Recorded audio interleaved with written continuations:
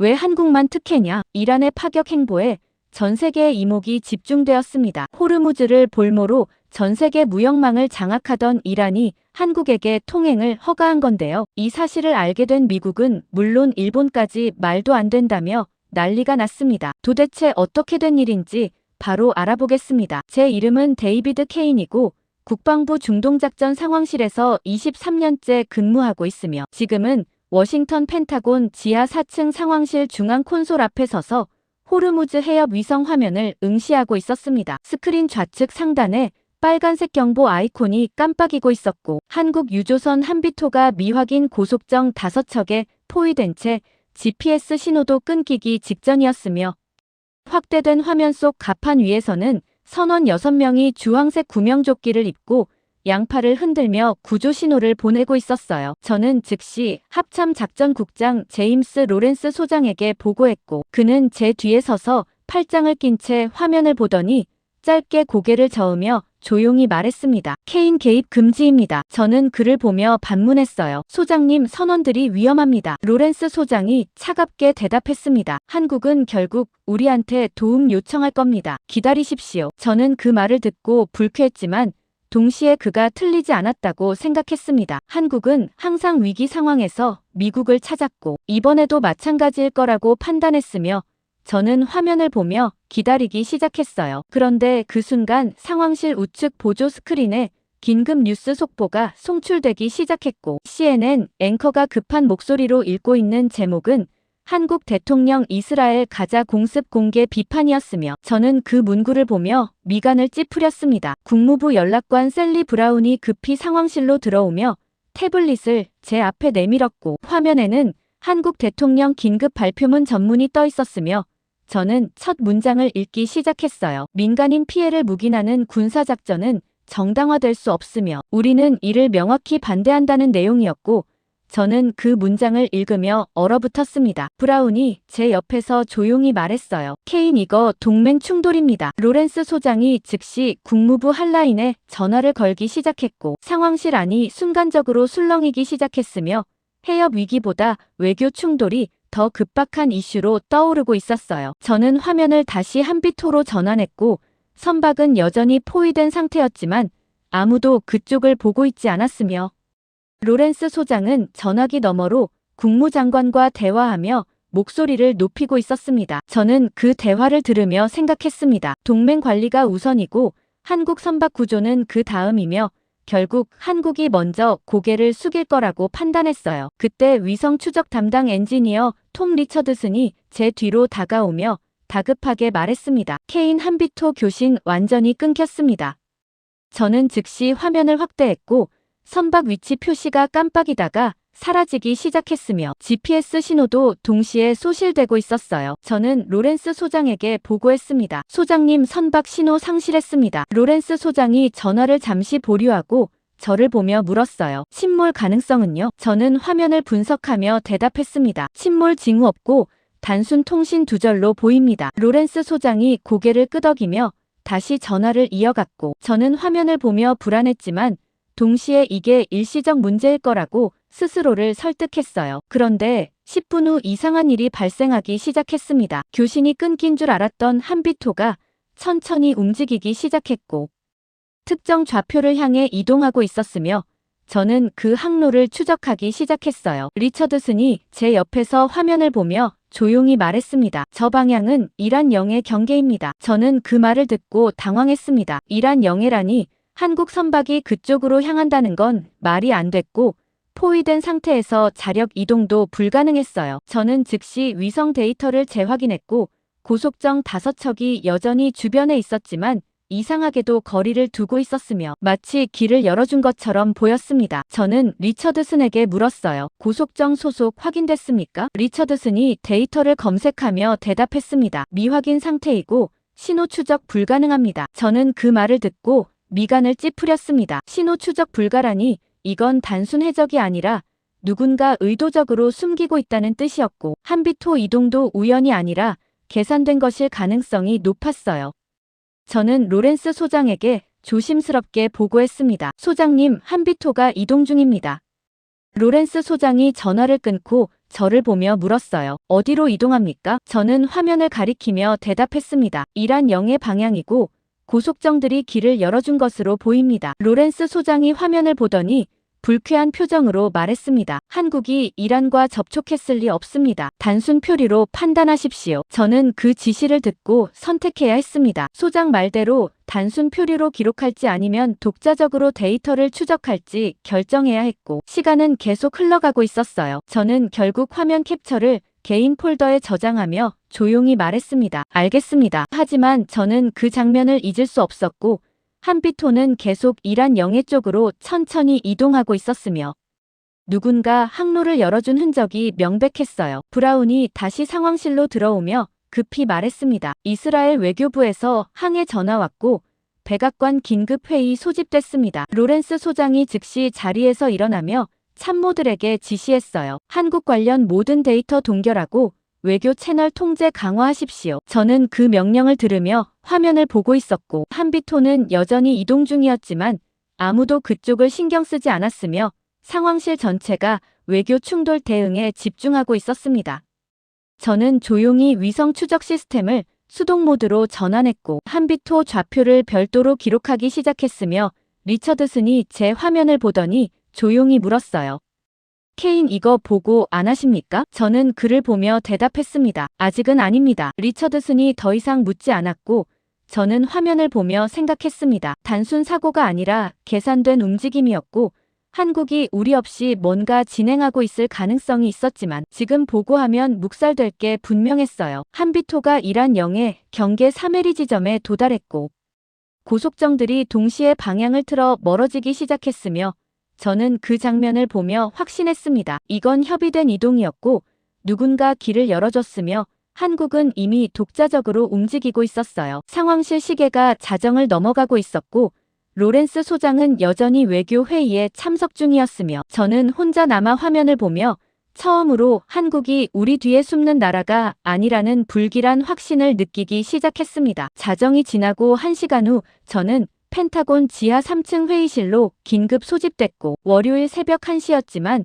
실내는 이미 국무부와 국방부 고위 관계자들로 가득 차 있었으며 정면 스크린에는 한국 대통령 발언 전문과 이스라엘 외교부 항해 성명이 나란히 표시되고 있었습니다. 국무차관 로버트 밀러가 테이블 상석에 앉아 팔짱을 낀 채 참석자들을 노려보고 있었고 그의 옆에는 백악관 국가안보보좌관 수전 파커가 태블릿을 들고 서서 긴장된 표정으로 데이터를 확인하고 있었으며 저는 배정된 자리에 앉으며 주변을 살폈어요. 중동정책 담당 국장 마크 데이비슨이 제 맞은편에 앉아 서류를 넘기고 있었고 CIA 중동 분석관 2명이 벽에 기대 서서 속삭이며 뭔가 논의하고 있었으며 분위기는 차갑게 가라앉아 있었습니다. 밀러 차관이 회의를 시작하며 단호하게 말했어요. 한국의 이번 발언은 동맹 체계를 훼손하는 중대한 실수이고 즉각 대응이 필요합니다. 파커 보좌관이 태블릿 화면을 스크린에 공유하며 설명하기 시작했습니다. 이스라엘이 공식 항의했고 의회 일부 의원들이 한국 제재 검토를 요구하고 있으며 언론도 동맹 균열 프레임으로 보도 중입니다. 저는 그 내용을 들으며 불편했지만 동시에 예상 가능한 반응이라고 생각했고 한국이 감정적으로 실수했다는 전제가 회의실 전체를 지배하고 있었어요. 데이비슨 국장이 끼어들며 조심스럽게 말했습니다. 차관님, 한국 측 의도를 정확히 파악해야 합니다. 밀러 차관이 그를 보며 차갑게 대답했어요. 의도는 명백하고 내부 정치용 발언입니다. 저는 그 판단을 듣고 선택해야 했습니다. 제가 확보한 한비토 위성 데이터를 지금 보고할지 아니면 외교 충돌 분석에 집중할지 결정해야 했고 회의실 분위기는 이미 한국 압박 쪽으로 기울어져 있었어요. 저는 결국 침묵을 선택했고 노트북을 열어 동맹 통제 보고서 초안을 작성하기 시작했으며 한비토 좌표 데이터는 개인 폴더에 그대로 남겨두었습니다. 밀러 차관이 계속 말했어요. 압박 수위를 단계적으로 올리고 첫 단계로 한미 합동훈련 일정 재검토를 시작하십시오. 파커 보좌관이 고개를 끄덕이며 메모하기 시작했고 저는 그 지시를 들으며 생각했습니다. 훈련 일정 조정이라니 이건 경고 수준의 압박이었고 한국이 곧 고개를 숙일 거라는 전제였지만 한비토 움직임을 본 저는 확신할 수 없었어요. 그때 CIA 분석관 중 한 명인 제니퍼 클라크가 조용히 손을 들며 말했습니다. 차관님 해협 상황도 검토 필요합니다. 밀러 차관이 그녀를 보며 물었어요. 무슨 상황입니까? 클라크가 태블릿을 조작하며 화면을 전환했고 호르무즈 해협 위성 이미지가 나타났으며 저는 그 화면을 보며 긴장했습니다. 클라크가 설명하기 시작했어요. 한국 유조선 한비토가 포위됐다가 이동했고 현재 이란 영해 인근에 위치하고 있습니다. 저는 그 보고를 듣고 얼어붙었습니다. 제가 숨기려 했던 정보가 다른 경로로 보고되고 있었고 클라크는 제 데이터보다 더 많은 걸 확보하고 있었어요. 밀러 차관이 미간을 찌푸리며 물었습니다. 이란 영해란이 확인됐습니까? 클라크가 고개를 끄덕이며 대답했어요. 위성 추적 확인했고 고속정들이 길을 열어준 정황도 포착됐습니다. 회의실 안이 순간적으로 조용해졌고 참석자들이 서로를 보며 당황한 표정을 주고받기 시작했으며 저는 제 노트북 화면을 내리며 클라크를 보고 있었습니다. 데이비슨 국장이 조심스럽게 말했어요. 한국이 이란과 접촉했을 가능성이 있습니까? 밀러 차관이 단호하게 대답했습니다. 불가능하고 단순 해상사고로 판단합니다. 저는 그 말을 듣고 불쾌했습니다. 단순 사고라니 클라크 보고만 봐도 계획된 이동이 명백한데 차관은 인정하지 않으려 하고 있었고 저는 제 데이터를 꺼낼지 다시 고민하기 시작했어요. 파커 보좌관이 끼어들며 말했습니다. 차관님 추가 확인 필요합니다. 밀러 차관이 그녀를 보며 짜증 섞인 목소리로 대답했어요. 확인보다 통제가 우선이고 한국 발언부터 수습하십시오. 저는 그 지시를 듣고 선택의 기로에 섰습니다. 지금 제 데이터를 공개하면 회의 방향이 바뀔 수 있었지만 동시에 밀러 차관과 정면 충돌할 가능성이 높았고 저는 아직 확신이 서지 않았어요. 회의가 계속 진행되는 동안 저는 노트북으로 해협 통행 패턴 데이터를 조용히 검색하기 시작했고 지난 72시간 동안 한국 선박 이동 기록을 추적했으며 이상한 점을 발견하기 시작했습니다. 한비토 외에도 다른 한국 선박 3척이 비슷한 시간대에 특정 구간을 통과했고 모두 동일한 항로 패턴을 보이고 있었으며 이건 우연이 아니라 사전 협의된 경로처럼 보였어요. 저는 그 데이터를 확대하며 세부 좌표를 확인했고 특정 구간에서 통행 속도가 느려지는 패턴이 반복되고 있었으며 마치 누군가 신호를 기다리는 것처럼 보였습니다. 밀러 차관이 회의를 정리하며 말했어요. 각 부서는 한국 압박 방안 마련하고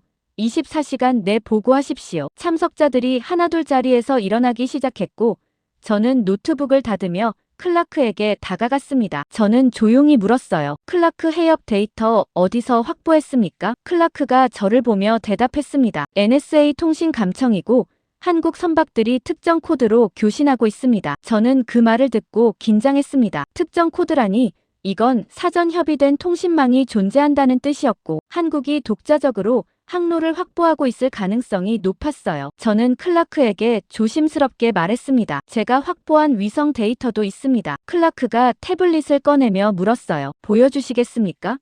저는 노트북을 다시 열어 한비토 좌표 추적 데이터를 화면에 띄웠고 클라크는 그걸 보더니 눈을 크게 뜨며 조용히 말했습니다. 케인 이거 보고 안 했습니까? 저는 난처한 표정으로 대답했어요. 타이밍이 안 맞았습니다. 클라크가 화면을 확대하며 데이터를 분석하기 시작했고 좌표 이동 패턴과 통신 코드를 교차 분석했으며 3분 후 그녀가 저를 보며 단호하게 말했습니다. 케인 이거 즉시 보고해야 합니다. 저는 그녀를 보며 선택해야 했습니다. 지금 보고하면 밀러 차관이 분명히 묵살할 거였지만 클라크는 이미 확신에 찬 표정이었고 저는 더 이상 숨길 수 없다는 걸 느끼기 시작했어요. 저는 조용히 대답했습니다. 회의실로 다시 들어가겠습니다. 클라크가 고개를 끄덕이며 태블릿을 챙겼고 저는 노트북을 들고 회의실 문을 열었으며 밀러 차관이 아직 자리에 남아 파커 보좌관과 대화하고 있었습니다. 저는 그들에게 다가가며 조용히 말했어요. 차관님 추가 보고 있습니다. 밀러 차관이 저를 보며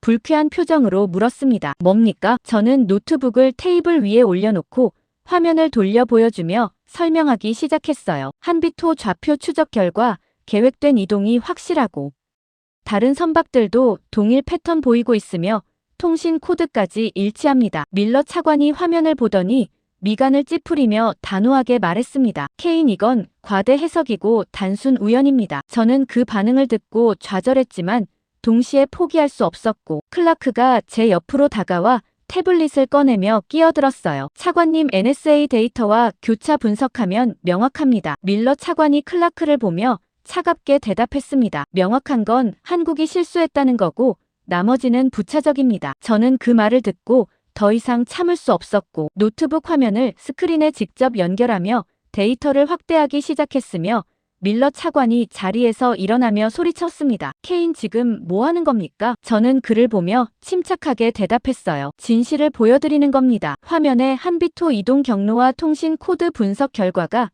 동시에 표시됐고 특정 시간대 좌표 변화가 그래프로 나타났으며 사전 협의 없이는 불가능한 패턴이 명백하게 드러나고 있었습니다. 파커 보좌관이 화면을 보며 조용히 말했어요. 이건 우연이 아닙니다. 밀러 차관이 테이블을 치며 단호하게 말했습니다. 회의 종료하고 케인은 남으십시오. 클라크와 파커 보좌관이 회의실을 나갔고 저는 밀러 차관과 단둘이 남았으며 그는 저를 노려보며 조용히 말했어요. 케인 명령 위반입니다. 저는 그를 보며 대답했습니다. 진실 보고입니다. 밀러 차관이 한숨을 쉬며 자리에 앉았고 저는 여전히 서 있었으며 회의실 안은 정적에 잠겼습니다. 밀러 차관이 마지막으로 말했어요. 이 데이터 외부 유출 금지하고 추가 분석 중단하십시오. 저는 그 명령을 듣고 선택해야 했지만 이미 결정은 내려져 있었고 저는 조용히 대답했습니다. 알겠습니다. 회의실을 나오며 저는 복도를 걸으며 생각했습니다. 보고는 묵살됐지만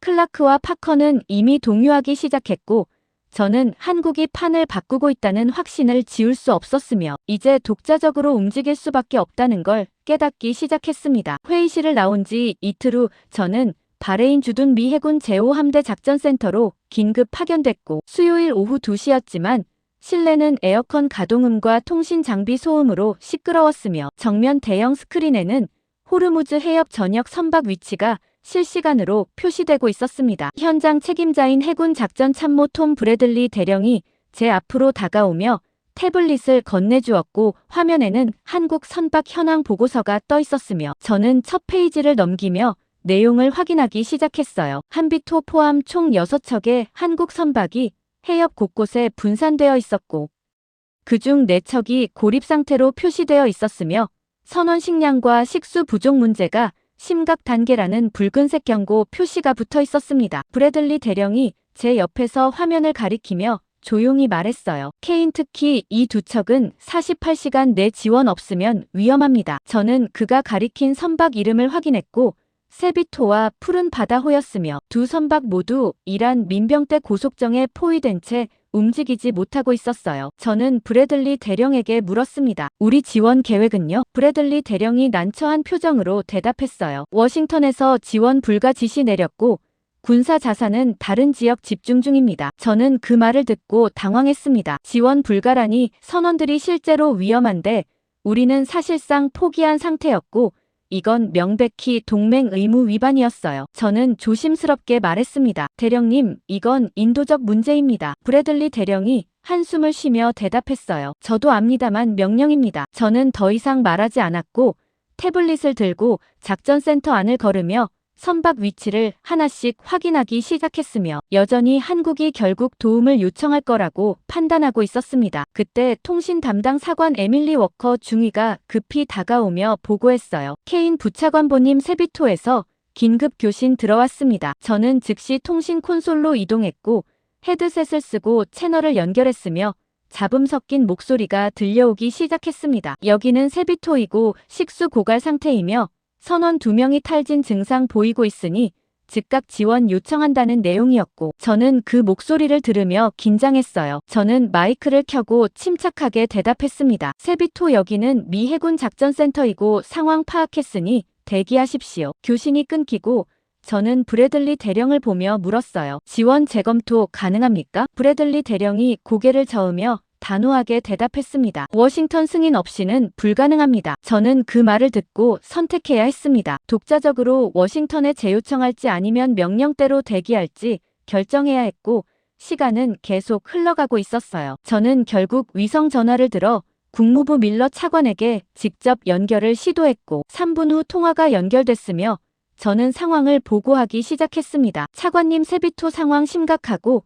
인도적 지원 필요합니다. 밀러 차관이 전화기 너머로 차갑게 대답했어요. 케인 한국이 먼저 공식 요청해야 하고 그 전까지는 대기입니다. 저는 그 지시를 듣고 불쾌했지만 동시에 예상했던 답변이었고 통화를 끊으며 브래들리 대령에게 조용히 말했습니다. 대기 유지입니다. 브래들리 대령이 고개를 끄덕이며 작전 참모들에게 지시했고 저는 스크린을 보며 세비토와 푸른 바다호 위치를 계속 추적하기 시작했어요. 2시간이 지나고 저는 상황 보고서를 작성하며 한국 측 공식 요청 가능성을 높게 평가하는 문장을 입력하고 있었는데 갑자기 경보음이 울리기 시작했고 워커 중위가 급히 소리쳤습니다. 부차관보님 푸른 바다호 이동 시작했습니다. 저는 즉시 스크린으로 달려갔고 푸른 바다호가 천천히 움직이기 시작했으며 포위하고 있던 고속정 3척이 동시에 방향을 틀어 거리를 두고 있었어요. 브래들리 대령이 제 옆으로 다가오며 당황하며 물었습니다. 저게 뭡니까? 저는 좌표를 확대하며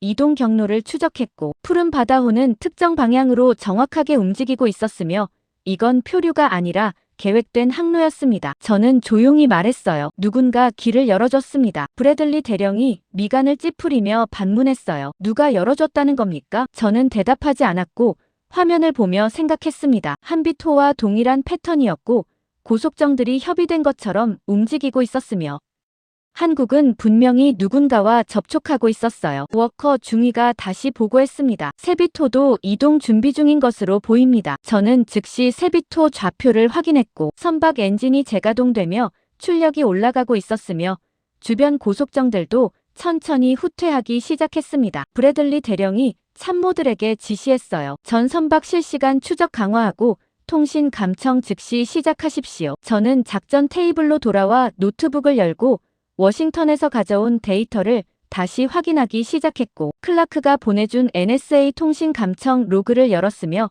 특정 코드 패턴을 검색하기 시작했어요. 30분 후 저는 패턴을 발견했습니다. 한국 선박들이 사용하는 통신 코드 중 일부가 이란 해군 주파수와 겹치고 있었고 특정 시간대에만 교신이 이루어지고 있었으며 이건 우연이 아니라 사전 협의된 채널이었어요. 저는 브래들리 대령에게 다가가 노트북을 보여주며 조용히 말했습니다. 대령님, 한국이 이란과 직접 접촉하고 있습니다. 브래들리 대령이 화면을 보더니 얼어붙은 표정으로 물었어요. 확실합니까? 저는 데이터를 가리키며 설명했습니다. 통신 주파수와 코드 패턴이 일치하고 교신 시간대도 규칙적이며 이건 독자 협상 채널입니다. 브래들리 대령이 잠시 침묵하다가 단호하게 말했어요. 즉시 워싱턴 보고하십시오. 저는 고개를 끄덕이며 위성 전화를 들었지만 손이 떨리기 시작했고 이 정보를 보고하면 상황이 완전히 바뀔 거라는 걸 알았어요. 통화가 연결되고 밀러 차관이 받았으며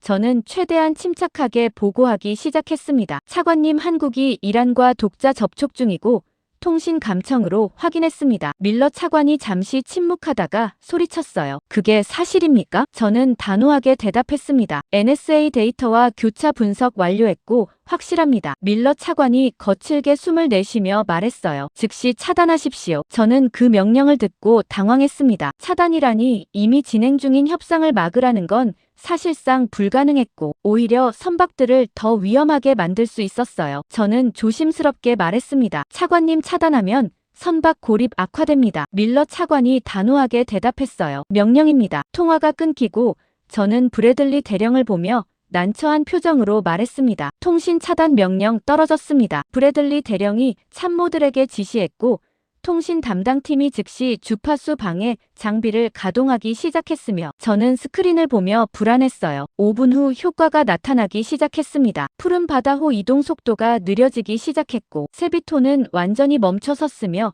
주변 고속정들이 다시 접근하기 시작했어요. 워커 중위가 다급하게 보고했습니다. 세비토 다시 포위되고 있습니다. 저는 화면을 확대하며 좌표를 확인했고 고속정들이 세비토를 완전히 둘러싸기 시작했으며 선박은 이동할 수 없는 상태로 다시 고립되고 있었습니다. 브래들리 대령이 제 옆에서 조용히 말했어요. 케인, 이건 우리 실수입니다. 저는 그 말을 듣고 인정할 수밖에 없었습니다. 통신 차단이 상황을 악화시켰고 선박들은 더 위험한 구역으로 밀려나고 있었으며 저는 명령을 따른 대가를 치르고 있었어요. 그때 갑자기 워커 중위가 소리쳤습니다. 부차관보님, 새로운 통신 신호 포착됐습니다. 저는 즉시 통신 콘솔로 달려갔고 헤드셋을 쓰고 신호를 확인했으며 차단된 줄 알았던 주파수가 다른 경로로 유지되고 있었어요. 저는 워커 중위에게 물었습니다. 어떻게 된 겁니까? 워커 중위가 화면을 가리키며 설명했어요. 대체 네트워크로 전환했고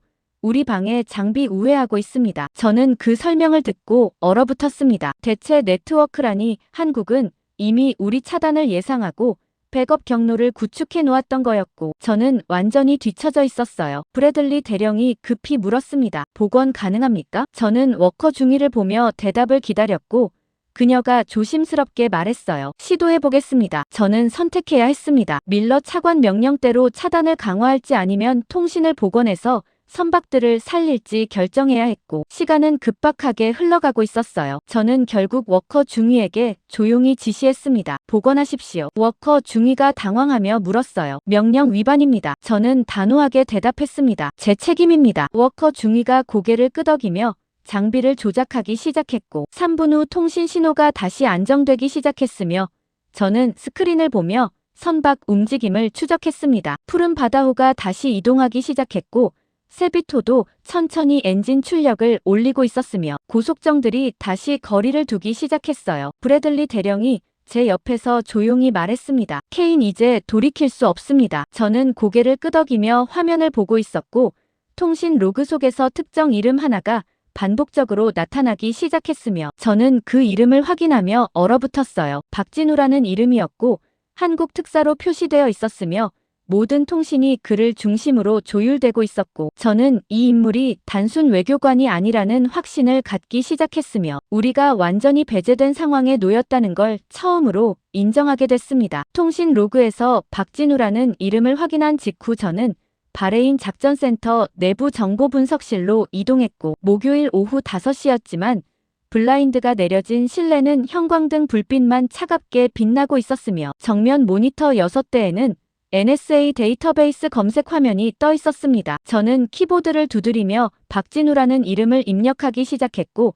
한국 외교부 인명 데이터베이스를 검색했지만 공식 기록은 거의 나오지 않았으며 단지 특사 자격으로 중동 파견됐다는 짧은 문장 하나만 표시되고 있었어요. 저는 검색 범위를 확대하며 과거 10년간 기록을 추적했지만 여전히 구체적 정보는 없었고 오히려 의도적으로 지워진 것처럼 보였으며 이 공백 자체가 제 의심을 더 키우고 있었습니다. 브래들리 대령이 분석실 문을 열고 들어오며 제 뒤에 서서 조용히 물었어요. 케인, 뭐 찾았습니까? 저는 화면을 가리키며 대답했습니다. 박진우 공식 기록이 거의 없고 이상합니다. 브래들리 대령이 화면을 보더니 미간을 찌푸리며 말했어요. 특사면 기록이 있어야 정상인데 CIA 채널 확인해 보십시오. 저는 고개를 끄덕이며 CIA 인명 데이터베이스로 접속했고 보안 인증을 거쳐 검색을 시작했지만 결과는 동일했으며 박진우는 마치 존재하지 않는 사람처럼 기록에서 사라져 있었어요. 저는 브래들리 대령에게 조용히 말했습니다. 공식 경로론 확인 불가능합니다. 브래들리 대령이 잠시 생각하다가 대답했어요. 그럼 현장 움직임으로 추적하십시오. 저는 다시 작전센터로 돌아와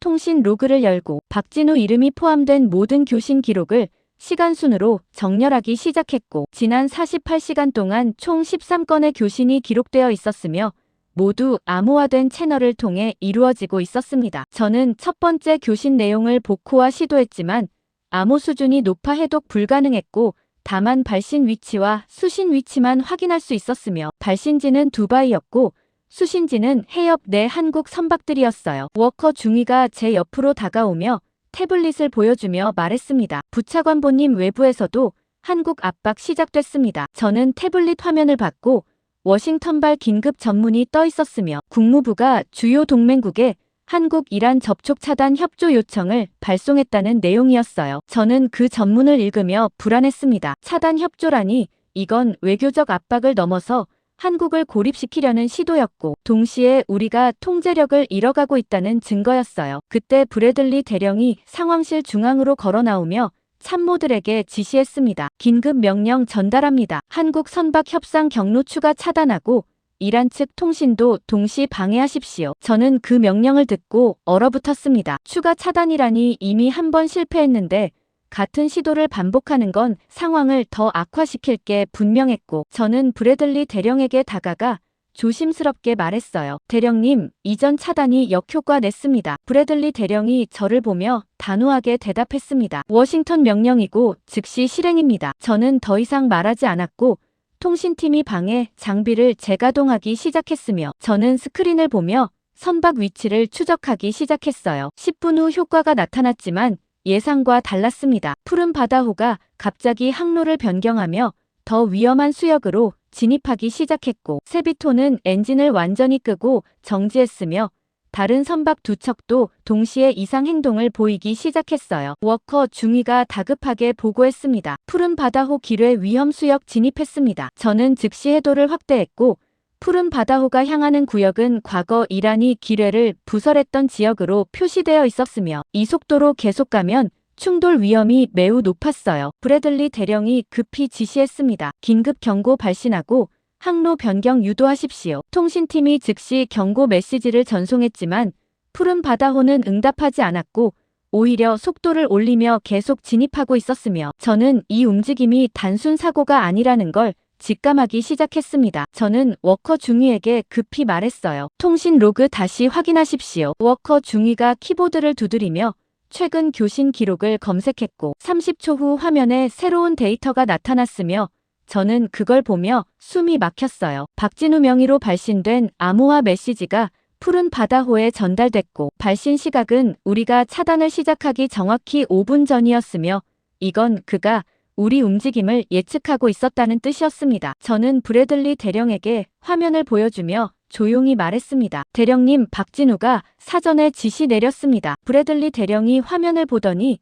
당황하며 물었어요. 어떻게 우리 타이밍을 알았습니까? 저는 대답할 수 없었고 다만 박진우가 우리 내부 정보에 접근하고 있거나 아니면 우리 패턴을 완벽하게 읽고 있다는 두 가지 가능성만 떠올랐으며 둘 다 끔찍한 시나리오였어요. 그때 갑자기 푸른 바다호가 급격히 감속하기 시작했고 기뢰 수역 진입 직전 300m 지점에서 완전히 정지했으며 저는 그 장면을 보며 안도의 한숨을 쉬었습니다. 워커 중위가 보고했어요. 새로운 교신 신호 포착됐고 이란 해군 주파수입니다. 저는 즉시 헤드셋을 쓰고 신호를 확인했고 이란 측에서 푸른 바다호에 안전항로 좌표를 전송하고 있었으며 선박은 그 좌표를 따라 천천히 방향을 변경하기 시작했어요. 저는 그 과정을 지켜보며 깨달았습니다. 박진우는 우리 차단을 예상했고 푸른 바다호를 위험 수역에 보내 우리 주의를 끌었으며 그 사이 이란 측과 직접 교신해 안전 항로를 확보했고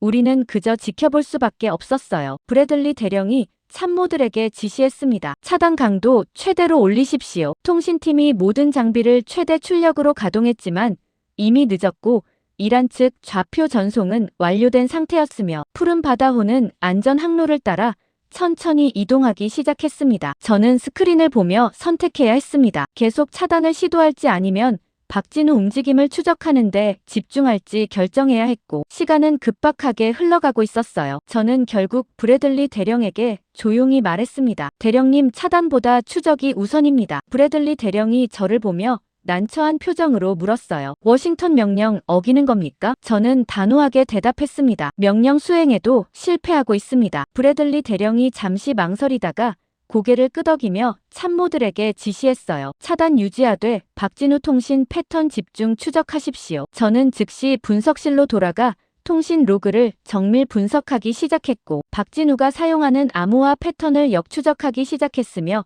발신 위치를 삼각 측량으로 계산하기 시작했어요. 30분 후 저는 패턴을 발견했습니다. 박진우는 두바이 특정 지역에서만 발신하고 있었고 교신 시간은 정확히 3시간 간격이었으며 다음 교신 예상 시각은 오후 8시였어요. 저는 브래들리 대령에게 보고했습니다. 대령님, 다음 교신 시각 예측했고 오후 8시입니다. 브래들리 대령이 시계를 보며 말했어요. 20분 남았습니다. 저는 고개를 끄덕이며 통신 감청 장비를 해당 주파수에 맞추기 시작했고 워커 중위와 함께 신호 포착 준비를 완료했으며 시간을 기다리기 시작했습니다. 오후 8시 정각 신호가 포착됐고 박진우 목소리가 암호화된 채널을 통해 들려오기 시작했으며 저는 헤드셋을 쓰고 집중해서 들었지만 여전히 암호 해독은 불가능했어요. 다만 통화 상대방이 이란 측 인물이라는 것만 확인할 수 있었고 대화 길이는 정확히 3분이었으며 끊긴 직후 세비토가 다시 이동하기 시작했습니다. 저는 그 타이밍을 보며 확신했습니다. 박진우는 실시간으로 작전을 통제하고 있었고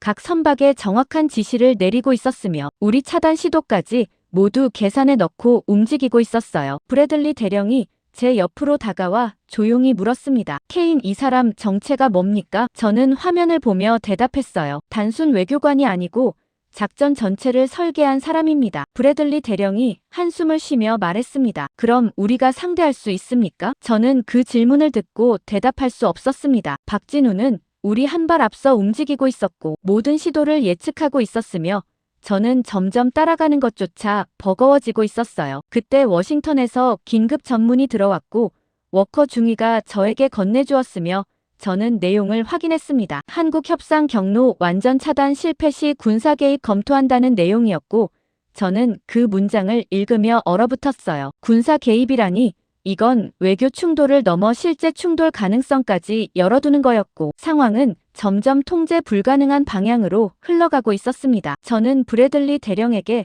전문을 보여주며 조용히 말했어요. 대령님, 사태가 확대되고 있습니다. 브래들리 대령이 전문을 읽더니 난처한 표정으로 대답했습니다. 워싱턴이 조급해지고 있고 우리 시간이 얼마 안 남았습니다. 저는 스크린을 보며 생각했습니다. 박진우는 우리 압박 수위까지 계산하고 있을 거였고 군사 개입 카드도 이미 예상하고 있을 가능성이 높았으며 저는 그의 다음 수를 읽어야 했지만 여전히 한 발 늦고 있었어요. 세비토가 안전수역으로 완전히 진입했고 푸른 바다호도 이란 영해 경계를 벗어나 안정 항로에 들어섰으며 저는 그 장면을 보며 인정할 수밖에 없었습니다. 우리는 차단하지 못했고 박진우는 계획대로 선박들을 움직이고 있었으며 저는 이제 그의 판단을 따라 분석을 진행할 수밖에 없다는 걸 깨닫기 시작했고 내부 명령과 현실 사이에서 점점 더 깊은 균열을 느끼고 있었습니다. 박진우 판단을 따라 분석할 수밖에 없다는 깨달음. 이후 저는 바레인 작전센터 정보 분석실에 혼자 남아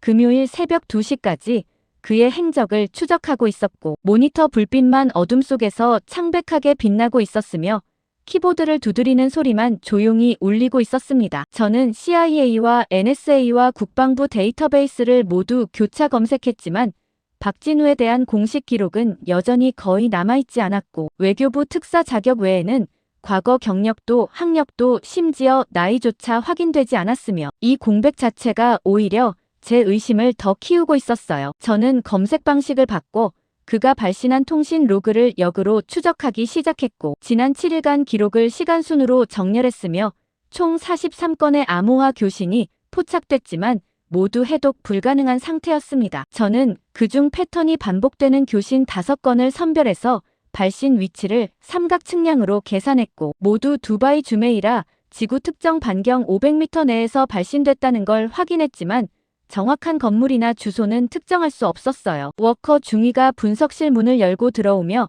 커피 2잔을 들고 제 책상에 놓으며 조용히 말했습니다. 케인 부차관보님 좀 쉬셔야 합니다. 저는 커피를 집어들고 한 모금 마시며 대답했어요. 고맙지만 지금은 쉴 수 없습니다. 워커 중위가 제 모니터를 보더니 미간을 찌푸리며 물었습니다. 아직도 박진우 추적 중이십니까? 저는 고개를 끄덕이며 화면을 가리켰고 워커 중위가 의자를 끌어당겨 앉으며 함께 데이터를 보기 시작했으며 저는 그녀에게 조용히 말했어요. 이 사람 기록이 너무 깨끗해서 오히려 이상합니다. 워커 중위가 화면을 확대하며 생각하다가 대답했습니다. 의도적으로 지웠거나 아니면 애초에 공식 경로로 활동하지 않은 사람일 수 있습니다. 저는 그 말을 듣고 두 번째 가능성에 무게를 두기 시작했습니다. 공식 경로가 아니라면 정보기관 출신이거나 특수작전 배경을 가진 인물일 가능성이 높았고 그렇다면 우리가 상대하는 건 단순 외교관이 아니라 작전 설계자였어요. 그때 작전센터에서 브래들리 대령이 무전으로 저를 호출했고 저는 즉시 헤드셋을 쓰고 응답했습니다. 케인 즉시 상황실로 오십시오. 저는 워커 중위와 함께 분석실을 나와 상황실로 이동했고 브래들리 대령이 정면 스크린 앞에 서서 팔짱을 낀 채 긴장된 표정으로 저를 기다리고 있었으며 화면에는 워싱턴발 긴급 지시문이 떠 있었습니다. 저는 내용을 확인했고 한국 협상 경로 완전 차단 및 박진우 통신 물리적 방해 실시하라는 명령이었으며 하단에는 국무부 밀러 차관 직인이 찍혀 있었어요. 브래들리 대령이 저를 보며 조용히 말했습니다. 케인 물리적 방해가 뭘 의미하는지 압니까? 저는 그 질문을 듣고 긴장했습니다. 물리적 방해라니 단순 전파 교란을 넘어 통신 인프라 자체를 공격하라는 뜻일 수 있었고 이건 명백히 에스컬레이션이었어요. 저는 조심스럽게 대답했습니다. 통신 중계 시설 타격 가능성 있습니다. 브래들리 대령이 고개를 끄덕이며 참모들에게 지시했어요. 두바이 지역 한국 측 통신 중계 시설 위치 확인하고 타격 옵션 준비하십시오. 저는 그 지시를 듣고 불안했습니다. 타격 준비라니 이건 외교 충돌을 넘어 실제 작전 수준으로 격상되는 거였고 한국은 분명히 강하게 반발할 거였어요. 저는 브래들리 대령에게 조심스럽게 말했습니다. 대령님, 이건 위험합니다. 브래들리 대령이 저를 보며 단호하게 대답했어요. 워싱턴 명령이고 우리는 따라야 합니다. 저는 더 이상 말하지 않았고 참모들이 위성 데이터를 검색하기 시작했으며 저는 스크린을 보며 생각했습니다. 명령을 따르면 상황이 악화될 게 분명했지만 거부하면 제 위치 자체가 위험해질 거였고 저는 선택의 기로에 서 있었어요. 30분 후 정보 담당 참모가 보고했습니다. 두바이 주메이라 지구통신 중계탑 3개 위치 확인했고 그중 하나가 박진우 발신 반경 내 있습니다. 브래들리 대령이 즉시 지시했어요. 해당 중계탑 타격 시뮬레이션 돌리고 부수 피해 예측하십시오. 저는 그 과정을 지켜보며 불안감이 커지기 시작했고 시뮬레이션 결과가 화면에 나타났으며 중계탑 타격 시 주변 민간 통신도 동시 마비된다는 예측이 표시되고 있었어요. 저는 브래들리 대령에게 조용히 말했습니다. 대령님, 민간 피해 불가피합니다. 브래들리 대령이 화면을 보더니 난처한 표정으로 대답했어요. 워싱턴에 재확인 요청하겠습니다. 브래들리 대령이 위성 전화를 들어 밀러 차관에게 직접 연결했고 저는 그 대화를 옆에서 들을 수 있었으며 밀러 차관 목소리가 전화기 너머로 들려왔습니다. 민간 피해는 감수하고 즉시 실행하십시오. 브래들리 대령이 통화를 끊고 참모들에게 최종 명령을 내렸고 저는 그 순간 선택해야 했습니다. 명령을 따라 타격 준비를 도울지 아니면 독자적으로 다른 방법을 찾을지 결정해야 했고 시간은 급박하게 흘러가고 있었어요. 저는 결국 워커 중위에게 조용히 속삭였습니다. 박진우 다음 교신 시각 재계산하십시오. 워커 중위가 당황하며 물었어요. 타격 준비 중인데요. 저는 단호하게 대답했습니다. 제 지시 따르십시오. 워커 중위가 고개를 끄덕이며 분석실로 돌아가 계산을 시작했고 저는 상황실에 남아 타격 준비 과정을 계속 지켜보고 있었으며 동시에 제 노트북으로 박진우 통신 패턴을 다시 분석하기 시작했습니다. 10분 후 워커 중위가 무전으로 보고했어요. 케인 부차관보님 다음 교신 예상 시각 새벽 4시이고 1시간 남았습니다. 저는 시계를 확인했고 새벽 3시였으며 타격 명령 실행 예정 시각도 동일하게 4시로 설정되어 있었어요. 저는 그 타이밍을 보며 깨달았습니다. 타격과 교신이 동시에 이루어지면 박진우는 통신 두절 상태에서 대응해야 했고 선박들도 지시를 받지 못한 채 고립될 거였으며 이건 의도된 타이밍이었어요. 저는 브래들리 대령에게 다가가 조용히 말했습니다. 대령님, 박진우가 4시에 교신 예정입니다. 브래들리 대령이 저를 보며 물었어요. 그래서요? 저는 침착하게 설명했습니다. 타격 시각과 겹치고 우리가 의도한 겁니다. 브래들리 대령이 고개를 끄덕이며 대답했어요. 정확히 그게 목적이고 박진우 통제권 차단하는 겁니다. 저는 그 말을 듣고 불안했지만 동시에 논리적으로 맞는 전략이라고 인정할 수밖에 없었고 다만 박진우가 이걸 예상하지 못했을 거라고 확신할 수 없었어요. 새벽 3시 40분 타격 준비가 완료됐고 브래들리 대령이 최종 승인 대기 중이라고 발표했으며 상황실 전체가 긴장된 침묵에 잠겼습니다. 저는 스크린을 보며 선박 위치를 확인했고 푸른 바다호와 세비토 모두 안전 항로에서 천천히 이동 중이었으며 박진우 지시를 기다리는 것처럼 보였어요. 새벽 3시 50분 워싱턴에서 최종 승인이 떨어졌고 브래들리 대령이 타격 명령을 내렸으며 저는 그 순간 제 노트북으로 박진우 통신 주파수를 실시간 감청하기 시작했습니다. 새벽 4시 정각 타격이 실행됐고 두바이 중계탑에서 신호가 끊기기 시작했으며 동시에 박진우 교신도 차단되는 것처럼 보였어요. 브래들리 대령이 만족스러운 표정으로 말했습니다. 성공했습니다. 하지만 저는 제 노트북 화면을 보며 얼어붙었습니다. 박진우 통신이 끊긴 게 아니라 다른 주파수로 즉시 전환됐고 새로운 중계 경로를 통해 교신이 계속 유지되고 있었으며 이건 그가 대체 네트워크를 이미 준비해 놓았다는 뜻이었어요. 저는 브래들리 대령에게 급히 말했습니다. 대령님, 통신 유지되고 있습니다. 브래들리 대령이 당황하며 제 화면을 보더니 참모들에게 소리쳤어요. 즉시 확인하십시오. 통신팀이 긴급 점검을 시작했고 3분 후 결과가 나왔으며 박진우는 위성통신으로 전환해서 우리 타격을 완전히 우회하고 있었어요. 저는 그 보고를 듣고 인정할 수밖에 없었습니다. 그는 우리 타격까지 예상하고 있었고 대체 경로를 사전에 구축해 놓았으며 우리는 또 한 번 뒤처졌어요. 워커 중위가 급히 보고했습니다. 박진우 새로운 좌표 전송 중입니다. 저는 즉시 화면을 확인했고 좌표 데이터가 푸른 바다호와 세비토에 동시 전달되고 있었으며 두 선박이 즉시 항로를 변경하기 시작했어요. 저는 그 좌표를 분석했고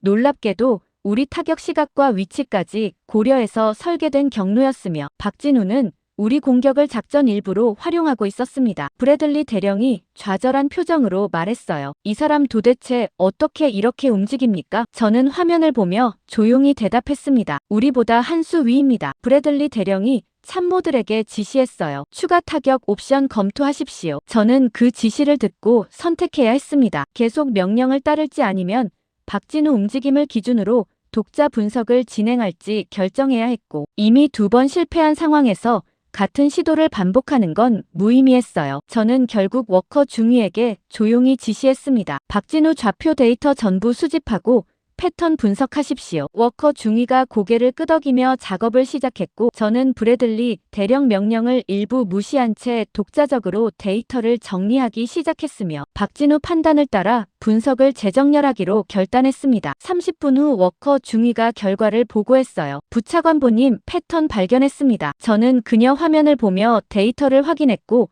박진우는 단순히 협상만 하는 게 아니라 실시간으로 각 선박 이동, 타이밍과 항로와 속도까지 세밀하게 통제하고 있었으며 이건 현장 작전 지휘관 수준이었어요. 저는 그 구조를 보며 깨달았습니다. 그는 외교관 탈을 쓴 작전 통제자였고 우리는 협상 상대가 아니라 작전 대상이었으며 한국 작전 구조가 점점 선명하게 드러나기 시작했고 저는 더 이상 내부 명령을 따를 수 없다는 걸 확신하게 됐습니다. 박진우 판단을 기준으로 독자 분석을 진행하기로 결단한 직후 저는 바레인 작전센터 시뮬레이션실로 이동했고 금요일 오전 6시였지만 실내는 이미 컴퓨터 서버 냉각 팬 소음으로 가득 차 있었으며 정면 대형 스크린에는 호르무즈 해협 전체 해도가 3D 모델로 표시되고 있었습니다. 저는 워커 중위와 함께 박진우가 전송한 항로 데이터를 입력하기 시작했고 지난 48시간 동안 수집된 좌표 정보를 시간순으로 정렬했으며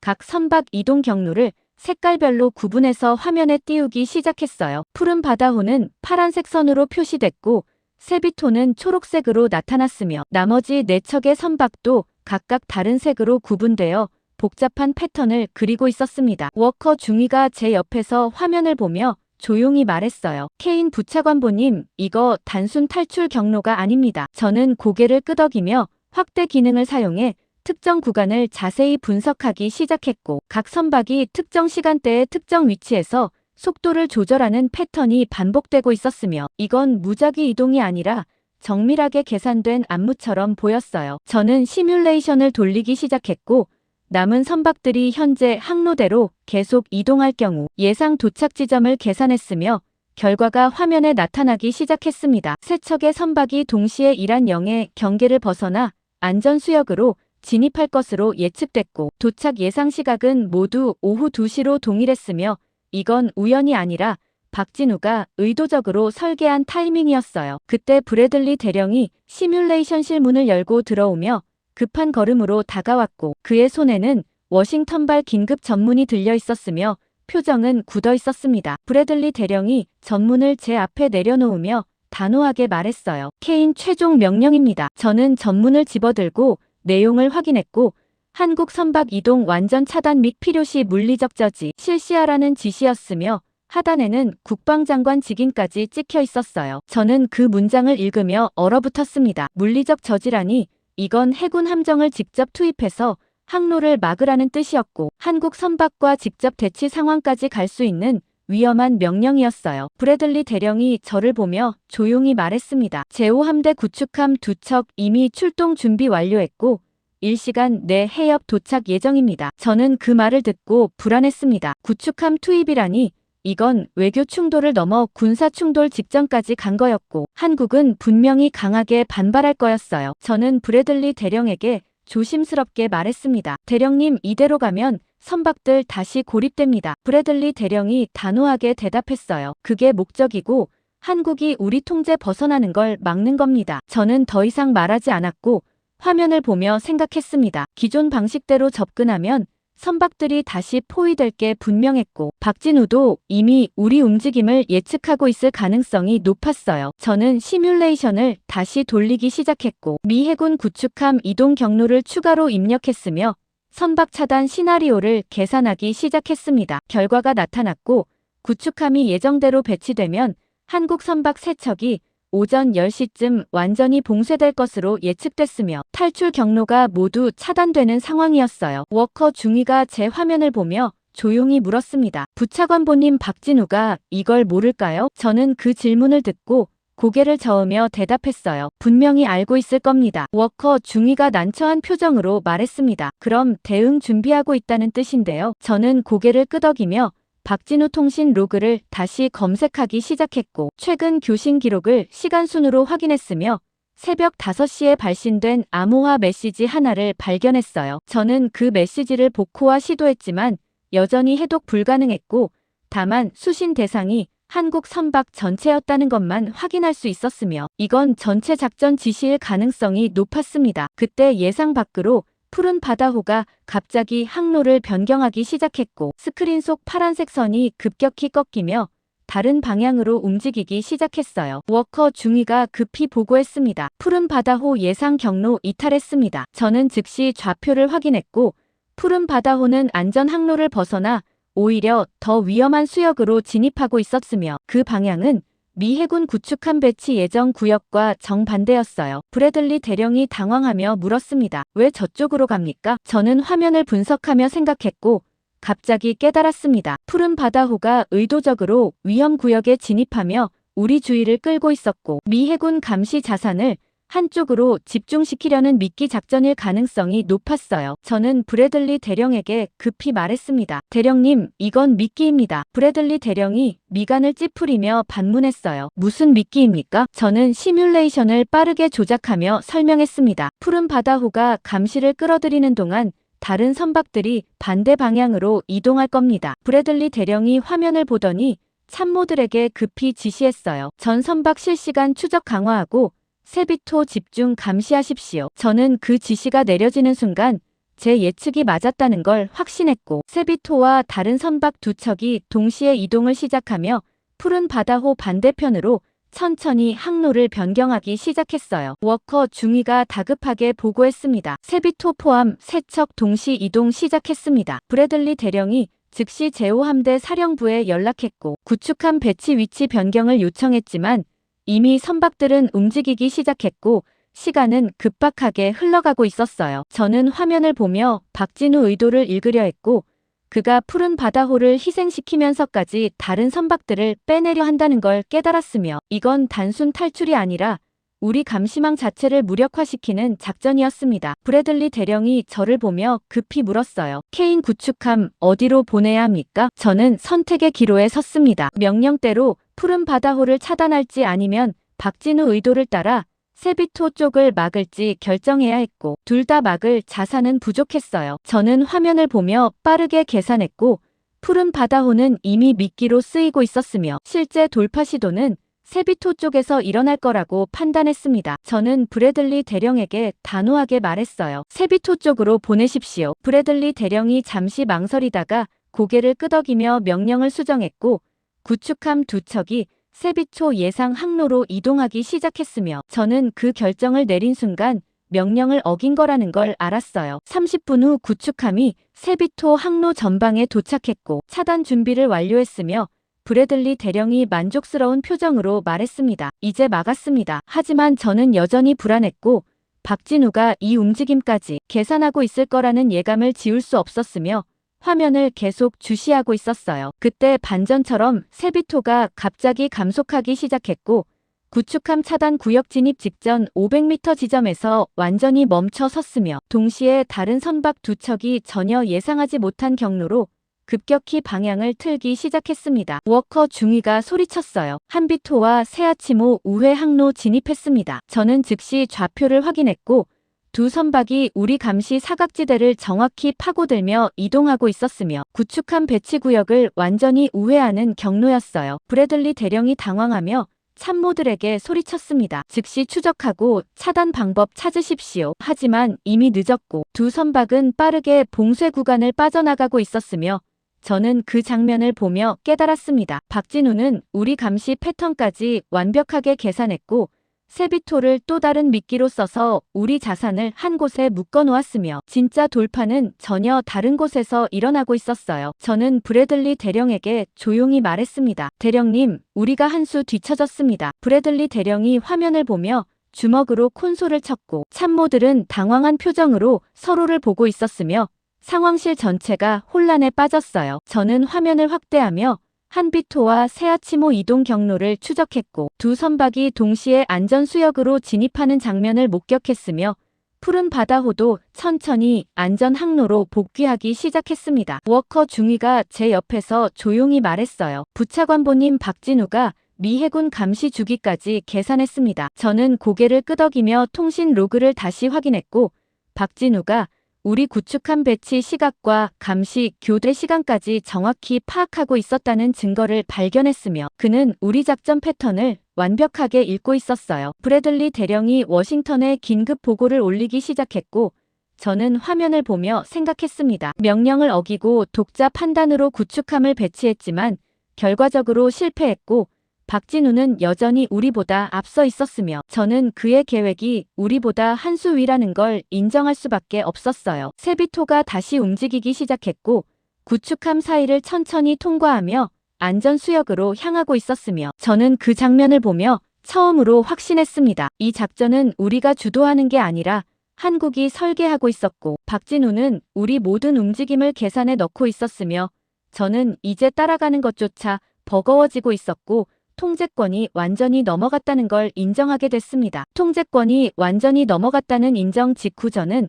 바레인 작전센터 지하 1층 통신 감청실로 급히 이동했고 금요일 오후 1시였지만 창문 없는 실내는 모니터 불빛만 차갑게 빛나고 있었으며 워커 중위가 이미 헤드셋을 쓰고 박진우 통신을 실시간 추적하고 있었습니다. 저는 그녀 옆자리에 앉으며 두 번째 헤드셋을 쓰고 채널을 연결했고 암호화된 신호음이 희미하게 들려오기 시작했으며 화면에는 막 빠져나온 한비토와 세아치모 위치가 실시간으로 표시되고 있었어요. 워커 중위가 저를 보며 조용히 말했습니다. 부차관보님 두 선박 완전히 안전수역 진입했습니다. 저는 고개를 끄덕이며 좌표를 확인했고 두 선박 모두 이란 영해 경계를 벗어나 국제 항로에 들어섰으며 더 이상 우리 개인 명분도 없는 상태였어요. 그때 상황실에서 브래들리 대령이 무전으로 저를 긴급 호출했고 목소리에는 긴장감이 역력했습니다. 케인 즉시 상황실 복귀하십시오. 저는 워커 중위에게 계속 감청하라고 지시하고 감청실을 나와 상황실로 뛰어 올라갔으며 문을 열고 들어서는 순간 정면 스크린에 워싱턴 국방부 영상회의가 연결되어 있었고 밀러 차관과 국방장관 로버트 헤인즈가 화면 속에서 굳은 표정으로 저를 보고 있었어요. 브래들리 대령이 저를 자리로 안내했고 저는 앉자마자 밀러 차관이 차갑게 말하는 걸 들었습니다. 케인 한국 선박 이동 차단 실패 보고 받았고 책임 소재 확인이 필요합니다. 저는 그 말을 듣고 긴장했습니다. 책임 소재라니 제가 독자 판단으로 구축함을 배치한 게 문제가 됐고 이제 그 선택에 대한 해명을 해야 하는 상황이었어요. 저는 최대한 침착하게 대답했습니다. 차관님 박진우가 우리 패턴을 완벽히 읽고 있었고 기존 방식으론 차단 불가능했습니다. 밀러 차관이 화면 너머로 테이블을 두드리며 단호하게 말했어요. 그래서 명령 어기고 독단으로 움직였습니까? 저는 그 추궁을 듣고 대답하기 어려웠지만 동시에 제 판단이 틀리지 않았다고 확신했고 조용히 말했습니다. 명령대로 했으면 결과는 동일했을 겁니다. 국방장관 헤인즈가 끼어들며 조용히 물었어요. 케인 부차관보, 그럼 지금 상황을 어떻게 평가합니까? 저는 스크린을 보며 솔직하게 대답했습니다. 한국이 작전 주도권을 가지고 있고 우리는 따라가고 있습니다. 회의실 안이 순간적으로 조용해졌고 밀러 차관과 헤인즈 장관이 서로를 보며 침묵했으며 저는 그 반응을 보며 제 발언이 충격을 줬다는 걸 알았어요. 밀러 차관이 잠시 후 다시 말했습니다. 케인, 최종 명령 전달합니다. 저는 화면을 보며 다음 지시를 기다렸고 밀러 차관이 서류를 들어 읽기 시작했어요. 한국 선박 추가 이동 완전 차단하고 필요시 이스라엘 측과 협조해 군사 압박 강화하십시오. 저는 그 명령을 듣고 얼어붙었습니다. 이스라엘 협조라니, 이건 외교 충돌을 넘어 중동 전체 긴장을 격화시키는 위험한 선택이었고 한국뿐 아니라 이란까지 자극할 가능성이 높았어요. 저는 조심스럽게 말했습니다. 차관님, 이스라엘 개입은 상황 악화시킬 수 있습니다. 밀러 차관이 단호하게 대답했어요. 이미 외교 채널은 실패했고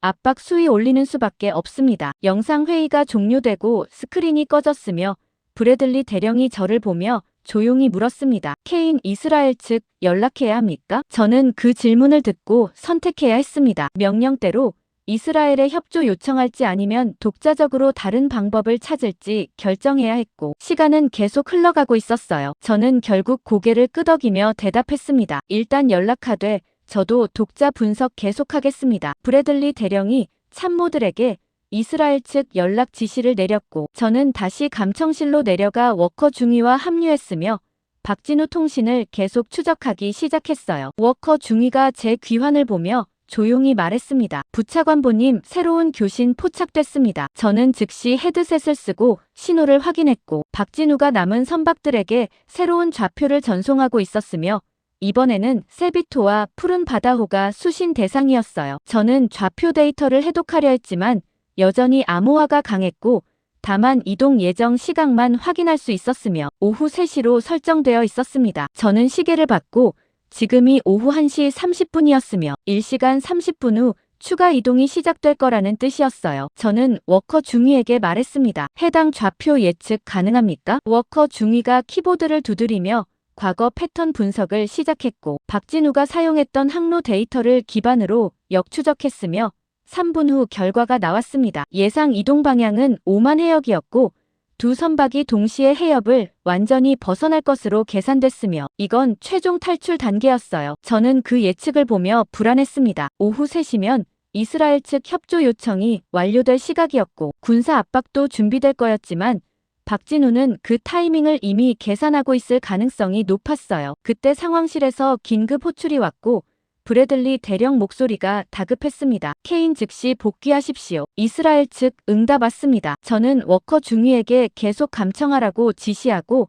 다시 상황실로 올라갔으며 브래들리 대령이 전문을 제게 건네주었어요. 저는 내용을 확인했고 이스라엘이 해협 일부 구역에 감시 드론 투입하겠다고 회신했으며 배치 예정 시각은 오후 3시였습니다. 저는 그 시각을 보며 얼어붙었습니다. 박진우 이동 시각과 정확히 겹쳤고 이건 우연이 아니라 그가 우리 협조 요청까지 예측하고 있었다는 뜻이었어요. 브래들리 대령이 저를 보며 물었습니다. 케인, 문제 있습니까? 저는 조심스럽게 대답했어요. 박진우가 드론 배치 시각 알고 있을 가능성 높습니다. 브래들리 대령이 미간을 찌푸리며 반문했습니다. 어떻게 압니까? 저는 화면을 가리키며 설명했어요. 그의 이동 시각이 정확히 겹치고 이건 계산된 타이밍입니다. 브래들리 대령이 난처한 표정으로 참모들을 보며 지시했습니다. 드론 배치 시각 앞당길 수 있는지 확인하십시오. 참모들이 이스라엘 측에 재조율을 요청했지만 답변은 불가능이었고 드론 준비 시간이 필요하다는 회신이 왔으며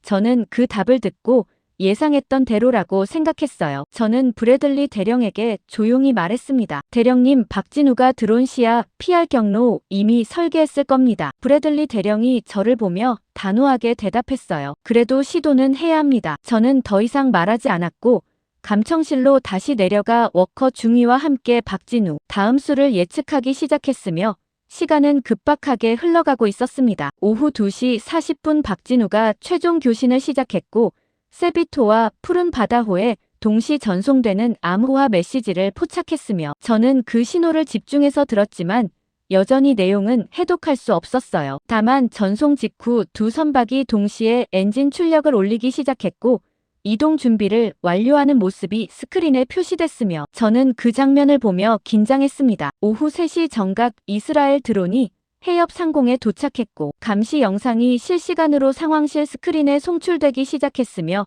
브래들리 대령이 만족스러운 표정으로 말했어요. 이제 모든 움직임 포착할 수 있습니다. 하지만 저는 여전히 불안했고 박진우가 드론 시야를 이미 계산했을 거라는 확신을 지울 수 없었으며 화면을 계속 주시하고 있었습니다. 그때 반전처럼 세비토가 갑자기 이동을 시작했고 드론 감시 구역 경계선을 따라 천천히 움직이기 시작했으며 푸른 바다호도 동시에 반대 방향으로 이동하기 시작했어요. 워커 중위가 급히 보고했습니다. 두 선박 드론 사각지대로 진입하고 있습니다. 저는 즉시 드론 영상을 확인했고 두 선박이 정확히 감시 카메라 시야 밖으로 빠져나가고 있었으며 이건 박진우가 드론 배치 위치와 감시 범위까지 완벽하게 파악하고 있다는 증거였어요. 브래들리 대령이 급히 이스라엘 측의 드론 위치 조정을 요청했지만 드론이 이동하는 동안 3분이 소요된다는 답변이 왔고 그 시간이면 이미 선박들이 사각지대를 완전히 빠져나갈 거였습니다. 저는 선택해야 했습니다. 명령대로 드론 조정을 기다릴지 아니면 박진우 좌표를 직접 입력해서 항로를 묵인할지 결정해야 했고 선박들은 계속 이동하고 있었어요. 저는 결국 감청실로 뛰어내려가 워커 중위에게 급히 지시했습니다. 박진우 좌표 데이터 전부 입력하십시오. 워커 중위가 당황하며 물었어요. 명령 위반 아닙니까? 저는 단호하게 대답했습니다. 제 책임이고 지금 하십시오. 워커 중위가 고개를 끄덕이며 키보드를 두드리기 시작했고 박진우가 전송한 좌표를 시스템에 입력했으며 저는 그 데이터를 바탕으로 예상 항로를 화면에 띄우기 시작했어요. 결과가 나타났고 두 선박이 드론 사각지대를 정확히 통과해서 오만 해역으로 진입하는 경로였으며 이동 소요 시간은 정확히 4분이었고 드론 조정 시간보다 1분 빠른 타이밍이었습니다. 저는 그 계산을 보며 인정할 수밖에 없었습니다. 박진우는 드론 배치 위치와 조정 시간까지 모두 파악하고 있었고 우리보다 항상 한 발 앞서 있었으며 저는 그의 좌표를 따라 분석할 수밖에 없는 상황이었어요. 오후 3시 4분 두 선박이 동시에 드론 감시 구역을 완전히 벗어났고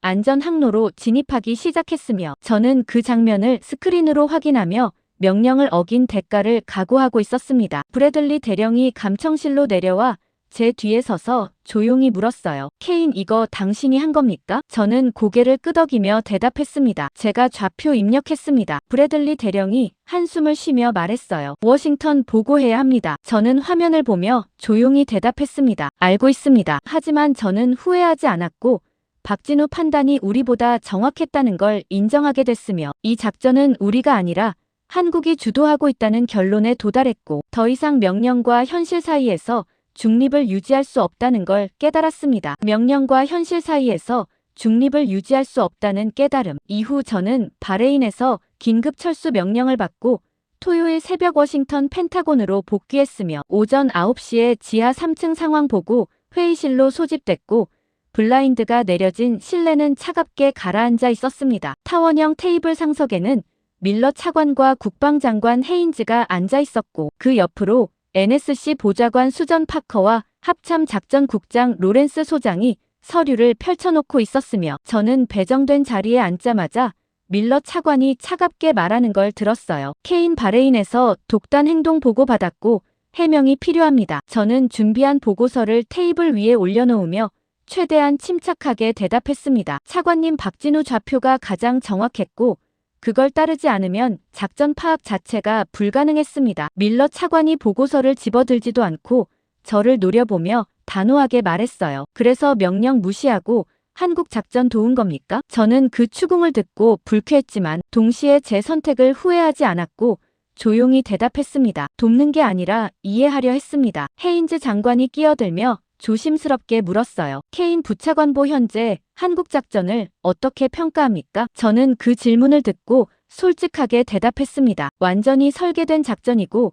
우리는 대응이 아니라 추정만 하고 있습니다. 회의실 안이 순간적으로 조용해졌고 참석자들이 서로를 보며 불편한 표정을 주고받았으며 저는 제 발언이 또 한 번 충격을 줬다는 걸 알았어요. 파커 보좌관이 태블릿을 조작하며 정면 스크린에 자료를 띄우기 시작했고 화면에는 국제 언론 헤드라인들이 나타나기 시작했습니다. CNN은 한국 독자 외교 성공이라는 제목을 내보내고 있었고 BBC는 호르무즈 위기 속 새로운 중재자 등장이라고 보도하고 있었으며 알자지라는 한국, 이란 협력 가능성까지 언급하고 있었어요. 파커 보좌관이 화면을 가리키며 조용히 말했습니다. 국제 여론이 급변하고 있고 한국을 새로운 변수로 보기 시작했습니다. 밀러 차관이 테이블을 손가락으로 두드리며 단호하게 말했어요. 여론 통제해야 하고 한국 움직임 축소 보도 유도하십시오. 저는 그 지시를 듣고 불안했습니다. 여론 통제라니 이미 국제 언론이 한국 작전을 주목하고 있는데 축소하려는 시도는 오히려 의심을 키울 가능성이 높았어요. 로렌스 소장이 서류를 넘기며 보고하기 시작했습니다. 추가 보고 드립니다. 저는 글을 보며 다음 내용을 기다렸고 로렌스 소장이 침착하게 말했어요. 중동 여러 국가에서 한국 측에 공식 접촉 요청 들어오고 있고 아랍에미레이트와 카타르가 경제협력론에 제안했습니다. 저는 그 보고를 듣고 긴장했습니다. 경제협력 제안이라니 단순 구조작전을 넘어 한국 영향력이 중동 전체로 확대되고 있었고 이건 우리 입지를 약화시키는 결과였어요. 밀러 차관이 즉시 지시했습니다. 해당 국가들의 한국 접촉 자제 요청하고 필요시 압박 강화하십시오. 파커 보좌관이 조심스럽게 끼어들며 말했어요. 차관님 압박은 역효과 가능성 있습니다. 밀러 차관이 그녀를 보며 차갑게 대답했습니다. 지금은 통제가 우선이고 한국 영향력 확대 막아야 합니다. 저는 그 대화를 들으며 생각했습니다. 우리는 여전히 통제 가능하다고 믿고 있었지만 현장에서는 이미 판이 바뀌고 있었고 한국은 단순 탈출을 넘어 새로운 관계망을 구축하고 있었어요. 그때 제 휴대폰이 진동했고 바레인 워커 중위에게서 온 긴급 메시지였습니다. 박진우 추가 움직임 포착이라는 제목이었고 저는 화면을 열어 내용을 확인했어요. 박진우가 두바이에서 이란 특사와 직접 회동했다는 정보였고 회동 시각은 오늘 새벽 4시였으며 장소는 주메이라 지구 특정 호텔로 확인됐다는 내용이었습니다. 저는 그 메시지를 보며 얼어붙었습니다. 직접 회동이라니 이건 단순 통신 협상을 넘어 고위급 외교로 격상된 거였고 한국이 이란과 공식 채널을 구축하고 있다는 증거였어요. 저는 밀러 차관에게 조심스럽게 말했습니다. 차관님 박진우가 이란 특사와 직접 만났습니다. 밀러 차관이 저를 보며 급히 물었어요. 확인됐습니까? 저는 휴대폰을 건네며 대답했습니다. 바레인 정보팀 보고이고 신뢰도 높습니다. 밀러 차관이 메시지를 읽더니 헤인즈 장관을 보며 긴장된 표정으로 말했습니다. 이건 공식 외교 채널입니다. 헤인즈 장관이 고개를 끄덕이며 파커 보좌관에게 지시했어요. 백악관 긴급 보고 올리고 대응 방안 마련하십시오. 회의실 분위기가 급격히 바뀌기 시작했고 참석자들이 술렁이며 서로 속삭이기 시작했으며 저는 제 보고가 상황을 격상시켰다는 걸 느꼈습니다. 밀러 차관이 저를 보며 단호하게 말했어요. 케인 박진우 추적 계속하고 다음 움직임 예측하십시오. 저는 고개를 끄덕이며 대답했습니다. 즉시 시작하겠습니다. 회의가 잠시 중단됐고 저는 복도로 나와 워커 중위에게 전화를 걸었으며 그녀가 받자마자 급히 물었어요. 워커 추가 정보 있습니까? 워커 중위가 조심스럽게 대답했습니다. 회동 후 박진우가 새로운 통신 발신했고 수신 대상은 한국 외교부입니다. 저는 그 말을 듣고 긴장했습니다. 외교부 직접 보고라니 박진우는 현장 작전만 통제하는 게 아니라 본국과 실시간 조율하고 있었고 이건 체계적 외교 작전이었어요. 저는 워커 중위에게 지시했습니다. 해당 통신 내용 최대한 복호화 시도하고 결과 즉시 보고하십시오. 워커 중위가 알겠다고 대답했고 통화가 끊겼으며 저는 복도를 걸으며 생각했습니다. 박진우는 단순 특사가 아니라 전체 작전을 설계하고 실행하는 핵심 인물이었고 우리는 그의 정체조차 제대로 파악하지 못한 채 뒤쫓고 있었어요. 회의실로 돌아가는 순간 파커 보좌관이 급히 다가오며 태블릿을 제게 보여주었고 화면에는 한국 외교부 공식 성명이 떠 있었습니다. 중동 지역 평화와 안정을 위한 건설적 대화 진행 중이라는 내용이었고 구체적 언급은 없었지만 이란 협상을 암시하는 문구였으며 저는 그 성명을 보며 당황했어요. 파커 보좌관이 조용히 말했습니다. 케인 한국이 공개적으로 움직이기 시작했습니다. 저는 고개를 끄덕이며 회의실로 들어갔고 밀러 차관에게 태블릿을 보여주었으며 그가 성명을 읽더니 테이블을 치며 소리쳤어요. 이건 우리 무시하는 겁니다. 로렌스 소장이 조심스럽게 말했습니다. 차관님, 한국이 독자 외교 선언한 것으로 보입니다. 밀러 차관이 참석자들을 보며 단호하게 지시했어요. 즉각 한국 대사 소환하고 공식 항에 전달하십시오. 저는 그 지시를 듣고 선택해야 했습니다. 회의실에 남아 항해 절차를 도울지 아니면 독자적으로 박진우 다음 수를 예측할지 결정해야 했고 시간은 급박하게 흘러가고 있었어요. 저는 결국 밀러 차관에게 조용히 말했습니다. 차관님, 저는 작전 분석 계속하겠습니다. 밀러 차관이 저를 노려보며 대답했어요. 케인, 회의 중입니다. 저는 단호하게 말했습니다. 항의보다 예측이 우선입니다. 밀러 차관이 잠시 저를 보더니 불쾌한 표정으로 고개를 끄덕였고 저는 회의실을 나와 지하 정보 분석실로 이동했으며 노트북을 열고 박진우 통신 패턴을 다시 분석하기 시작했습니다. 30분 후 워커 중위에게서 전화가 왔고 보코와 일부 성공했다는 보고였으며 저는 급히 내용을 확인했어요. 박진우가 외교부에 보고한 내용 중 일부가 해독됐고 이스라엘 정보 공작 관련 자료 확보라는 문구가 포착됐으며 저는 그 단어를 보며 충격을 받았습니다. 정보 공작 자료라니 한국이 이스라엘 내부 정보까지 확보하고 있었고 이걸 공개할 준비를 하고 있을 가능성이 높았어요. 저는 즉시 회의실로 뛰어올라가 밀러 차관에게 급히 보고했습니다. 차관님, 한국이 이스라엘 정보 공작 자료 확보했습니다. 밀러 차관이 당황하며 물었어요. 무슨 자료입니까? 저는 노트북을 열어 보코와 내용을 보여주며 설명했습니다. 구체적 내용 미확인이지만 공개 준비 중인 것으로 보입니다. 헤인즈 장관이 자리에서 일어나며 급히 말했어요. 즉시 이스라엘 측 확인하고 공개 차단하십시오. 파커 보좌관이 전화를 들어 이스라엘 대사관에 연결하기 시작했고 회의실 전체가 긴장된 분위기로 바뀌었으며 저는 제 보고가 상황을 완전히 뒤집었다는 걸 느꼈습니다. 그때 반전처럼 CNN 속보가 회의실 스크린에 자동 송출되기 시작했고 한국 외교부 긴급 기자회견 생중계라는 자막이 나타났으며 저는 그 화면을 보며 얼어붙었어요. 한국 외교부 대변인이 단상에 서서 서류를 펼치며 말하기 시작했고 이스라엘의 중동 지역 정보 수집 활동 관련 문서를 공개한다는 발언이 통역으로 들려왔으며 구체적 증거 자료가 화면에 나타나기 시작했습니다. 회의실 안이 완전히 정적에 잠겼고 밀러 차관이 스크린을 보며 주먹으로 테이블을 쳤으며 헤인즈 장관은 얼굴이 창백해진 채 앉아 있었어요. 저는 그 순간 깨달았습니다. 박진우는 우리 항해 타이밍까지 계산했고 공개 시점을 정확히 맞춰 국제 여론을 완전히 뒤집고 있었으며 이건 단순 구조작전이 아니라 완벽하게 설계된 외교 게임이었어요. 파커 보좌관이 조용히 말했습니다. 이제 우리가 수세입니다. 저는 화면을 보며 인정할 수밖에 없었습니다. 한국은 작전 타이밍과 여론전까지 동시에 통제하고 있었고 우리는 대응조차 못하고 있었으며 회의실 분위기가 급격히 바뀌는 걸 느끼며 내부 균열이 시작됐다는 걸 확신하게 됐습니다. 내부 균열이 시작됐다는 확신 직후 저는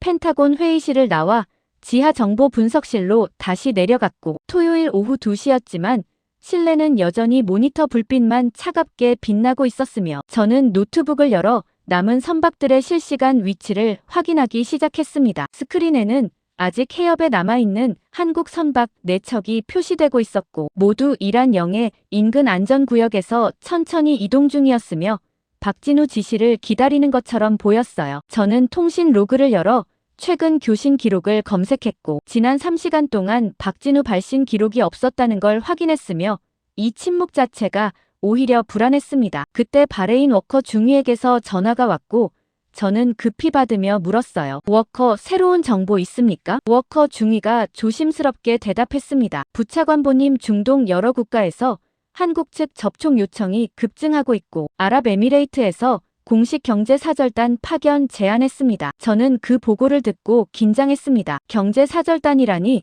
단순 구조 협력을 넘어 한국이 중동에서 새로운 파트너로 인식되기 시작했고 이건 우리 입지를 직접적으로 위협하는 움직임이었어요. 저는 워커 중위에게 말했습니다. 해당 접촉 전부 기록하고 패턴 분석하십시오. 워커 중위가 알겠다고 대답했고 통화가 끊겼으며 저는 화면을 보며 생각했습니다. 외부 갈등이 단순 구조작전을 넘어 군사 외교 경쟁으로 확대되고 있었고 미국 내부에서도 한국 영향력 확대를 견제하라는 압박이 거세질 게 분명했어요. 저는 박진우 항로 패턴을 기반으로 남은 선박들의 이동 가능성을 시뮬레이션하기 시작했고 과거 데이터를 입력해서 예측 모델을 돌렸으며 결과가 화면에 나타나기 시작했습니다. 4척의 선박이 동시에 5만 해역으로 이동할 것으로 계산됐고 예상 이동 시각은 오후 5시였으며 도착 예정 시각은 오후 8시로 모두 동일했어요. 저는 그 타이밍을 보며 박진우가 또 한 번 정확한 계획을 세우고 있다는 걸 확신했고 이번에도 우리 감시를 피할 경로를 설계했을 가능성이 높았습니다. 그때 정보 분석실 문이 열리며 밀러 차관이 급한 걸음으로 들어왔고 그의 손에는 백악관 긴급 지시문이 들려 있었으며 표정은 굳어 있었어요. 밀러 차관이 지시문을 제 책상 위에 내려놓으며 단호하게 말했습니다. 케인 최종 명령입니다. 저는 지시문을 집어들고 내용을 확인했고 한국 선박 추가 이동 완전 차단 및 박진우 통신 물리적 제거 검토하라는 내용이었으며 하단에는 대통령 직인까지 찍혀 있었어요. 저는 그 문장을 읽으며 얼어붙었습니다. 물리적 제거라니 이건 통신시설 타격을 넘어 박진우 본인을 직접 겨냥하라는 뜻일 수 있었고 명백히 위험한 에스컬레이션이었어요. 저는 밀러 차관에게 조심스럽게 말했습니다. 차관님 물리적 제거는 국제법 위반 가능성 있습니다. 밀러 차관이 저를 보며 차갑게 대답했어요. 검토하라는 거지 실행하라는 게 아니고 옵션 준비만 하십시오. 저는 그 말을 듣고 불쾌했지만 동시에 명령을 완전히 거부할 수는 없었고 조용히 대답했습니다. 검토하겠습니다. 밀러 차관이 분석실을 나가며 마지막으로 말했어요. 24시간 내보고 올리십시오. 문이 닫히고 저는 혼자 남아 화면을 보며 선택해야 했습니다. 명령대로 물리적 제거 옵션을 준비할지 아니면 박진우 이동 예측에만 집중할지 결정해야 했고 시간은 계속 흘러가고 있었어요. 저는 결국 노트북으로 박진우 위치 추적 데이터를 열고 그의 현재 위치를 확인하기 시작했으며 제거 옵션은 일단 보류하기로 결단했습니다. 위치 데이터가 나타났고 박진우는 여전히 두바이 주메이라 지구에 있었으며 특정 호텔에서 이동하지 않고 있었어요. 저는 그 위치를 확대하며 주변 환경을 분석했고 호텔 주변에 민간인 거주 구역이 밀집해 있었으며 제거 작전 시 부수 피해가 불가피한 구조였습니다. 저는 화면을 보며 생각했습니다. 설령 명령이 실행 단계로 가더라도 이 위치에서는 작전 자체가 위험했고 국제 여론 악화도 감수해야 했으며 저는 이 옵션을 추천할 수 없다는 결론에 도달했어요. 그때 제 휴대폰이 울렸고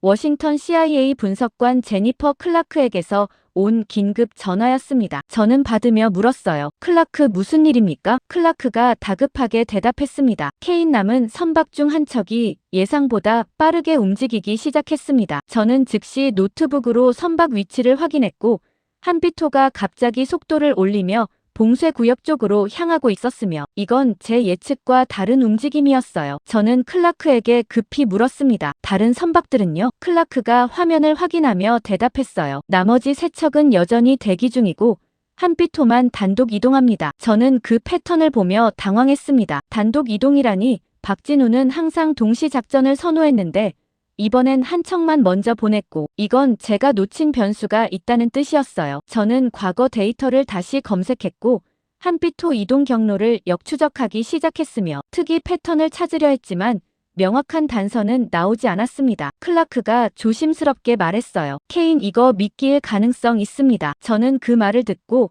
고개를 끄덕이며 대답했습니다. 저도 그렇게 생각하고 있습니다. 저는 즉시 시뮬레이션을 돌려 한비토가 미끼 역할을 할 경우 나머지 선박들이 어떻게 움직일지 계산하기 시작했고 결과가 나타났어요. 한비토가 우리 감시를 끌어들이는 동안 나머지 3척이 반대 방향으로 동시 이동할 것으로 예측됐고 이동 시각은 오후 5시 30분으로 계산됐으며 제 초기 예측보다 30분 빠른 타이밍이었습니다. 저는 클라크에게 급히 말했어요. 나머지 선박 집중 감시 강화하십시오. 클라크가 알겠다고 대답했고 통화가 끊겼으며 저는 화면을 보며 박진우 의도를 읽으려 했습니다. 한비토를 희생시키면서까지 나머지를 빼내려 한다는 건 최종 단계에 접어들었다는 뜻이었고 이번이 마지막 돌파 시도일 가능성이 높았어요. 그때 분석실 전화가 울렸고 펜타곤 상황실에서 온 긴급 호출이었습니다. 저는 받으며 대답했어요. 케인입니다. 상황실 당직 사관이 다급하게 보고했습니다. 부차관보님 한비토가 봉쇄구역 진입했고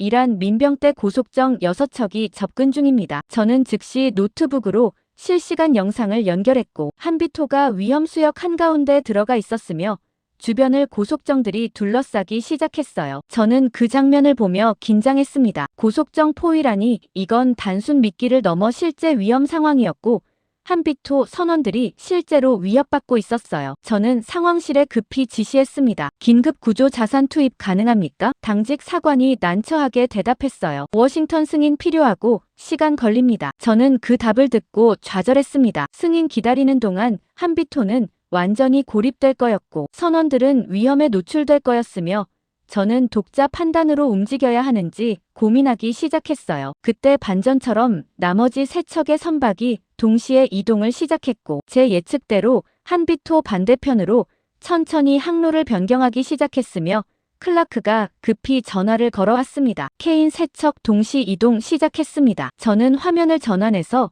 새 선박 위치를 확인했고 모두 우리 감시 사각지대를 파고들며 이동하고 있었으며 한비토가 완벽하게 미끼 역할을 하고 있었어요. 저는 선택해야 했습니다. 한비토 구조를 우선할지 아니면 나머지 세 척 차단에 집중할지 결정해야 했고 둘 다 동시에 할 자산은 부족했어요. 저는 화면을 보며 빠르게 계산했고 한비토는 이미 포위됐지만 선원 생명에는 직접 위협이 없어 보였으며 오히려 진짜 돌파는 세 척 쪽에서 일어나고 있었습니다. 저는 결국 클라크에게 단호하게 지시했어요. 세 척 추적 강화하고 항로 예측하십시오. 클라크가 당황하며 물었습니다. 한비토는요? 저는 조용히 대답했습니다. 일단 대기입니다. 클라크가 더 이상 묻지 않았고 새 선박 추적을 시작했으며 저는 한비토 영상을 계속 주시하며 상황을 지켜보고 있었어요. 한비토는 고속정에 포위된 채 천천히 표류하고 있었고 선원들은 갑판에서 구조 신호를 보내고 있었지만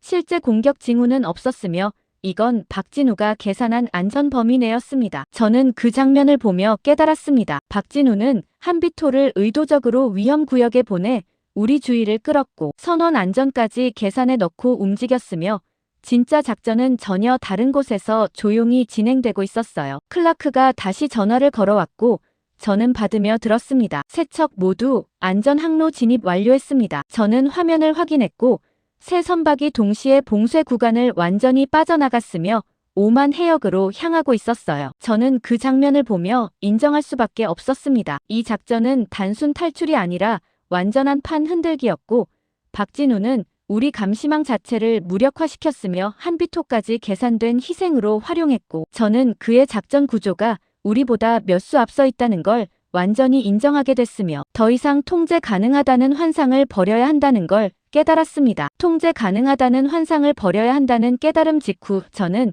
펜타곤 정보분석실에 홀로 남아 토요일 밤 야간 근무를 자청했고 오후 11시였지만 실내는 여전히 모니터 불빛만 차갑게 빛나고 있었으며 저는 커피를 한 모금 마시며 마지막 남은 선박들의 위치를 확인하기 시작했습니다. 스크린에는 한비토를 포함해 아직 해협에 남아있는 선박 4척이 표시되고 있었고 한비토는 여전히 이란 민병대 고속정 포위 상태였으며 나머지 3척은 안전구역에서 천천히 대기하고 있었어요. 저는 해협 전체를 커버하는 감시 데이터를 통합 시스템에 연결했고 미 해군 위성 영상과 드론, 감시 영상과 통신 감청 로그를 모두 하나의 화면에 통합해서 표시하기 시작했으며 이 모든 정보를 실시간으로 분석할 수 있는 환경을 구축했습니다. 저는 박진우 통신 패턴을 다시 검색했고 지난 6시간 동안 발신 기록이 없었다는 걸 확인했으며 이 침묵이 오히려 다음 움직임이 임박했다는 신호라고 판단했어요. 그때 바레인 워커 중위에게서 긴급 메시지가 왔고 저는 화면을 열어 내용을 확인했습니다. 미 해군 통제 구역 확대 명령 하달됐고 오전 1시부터 모든 이동 차단 실시 예정이라는 내용이었으며 저는 그 시각을 보며 긴장했어요. 오전 1시라니 2시간밖에 남지 않았고 통제 구역이 확대되면 남은 선박들이 완전히 고립될 상황이었으며 박진우도 이 타이밍을 알고 있을 가능성이 높았습니다. 저는 즉시 시뮬레이션을 돌려 통제 구역 확대 시 선박 이동 가능 경로를 계산하기 시작했고 결과가 화면에 나타났어요. 확대된 통제 구역은 해협 대부분을 커버했고 남은 이동 가능 경로는 단 2개뿐이었으며 둘 다 극도로 좁은 수역을 통과해야 하는 위험한 항로였습니다. 저는 그 경로를 확대하며 분석했고 첫 번째 경로는 이란-영해 바로 옆을 지나가는 항로였으며 두 번째 경로는 기뢰 위험수역을 관통하는 항로였어요. 저는 두 경로 모두 정상적으로는 선택할 수 없는 옵션이라고 판단했지만 동시에 박진우라면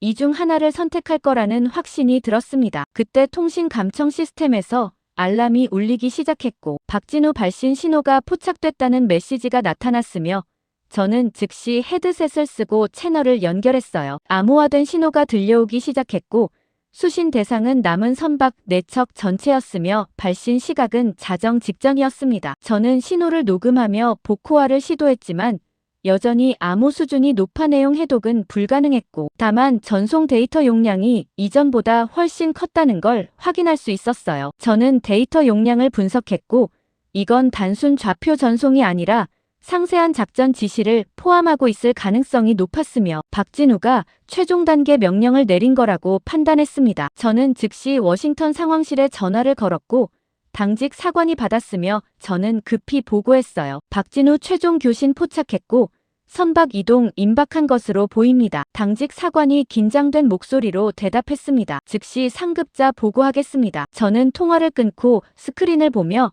선박 위치를 실시간으로 추적하기 시작했고 교신 후 10분이 지났지만 아직 움직임은 없었어요. 저는 시계를 봤고 자정 10분 전이었으며 통제 구역 확대까지 50분이 남아 있었고 박진우가 언제 움직일지 예측하기 시작했습니다. 그때 예상 밖으로 한비토가 먼저 움직이기 시작했고 고속정 포위 상태에서 천천히 엔진 출력을 올리고 있었으며 저는 그 움직임을 보며 당황했어요. 한비토 이동은 제 예측에 없었고 아직 포위된 상태에서 움직이는 건 위험했으며 이건 또 다른 미끼일 가능성이 있었습니다. 저는 나머지 3척 위치를 동시에 확인했고 아직 움직임은 없었지만 엔진 출력이 서서히 올라가고 있었으며 이동 준비를 하고 있다는 신호였어요. 저는 시뮬레이션을 긴급 재계산했고 한비토가 미끼로 움직이는 동안 나머지가 동시 이동할 것으로 예측됐으며 이동 시각은 자정 30분으로 계산됐습니다. 저는 그 타이밍을 보며 깨달았습니다. 박진우는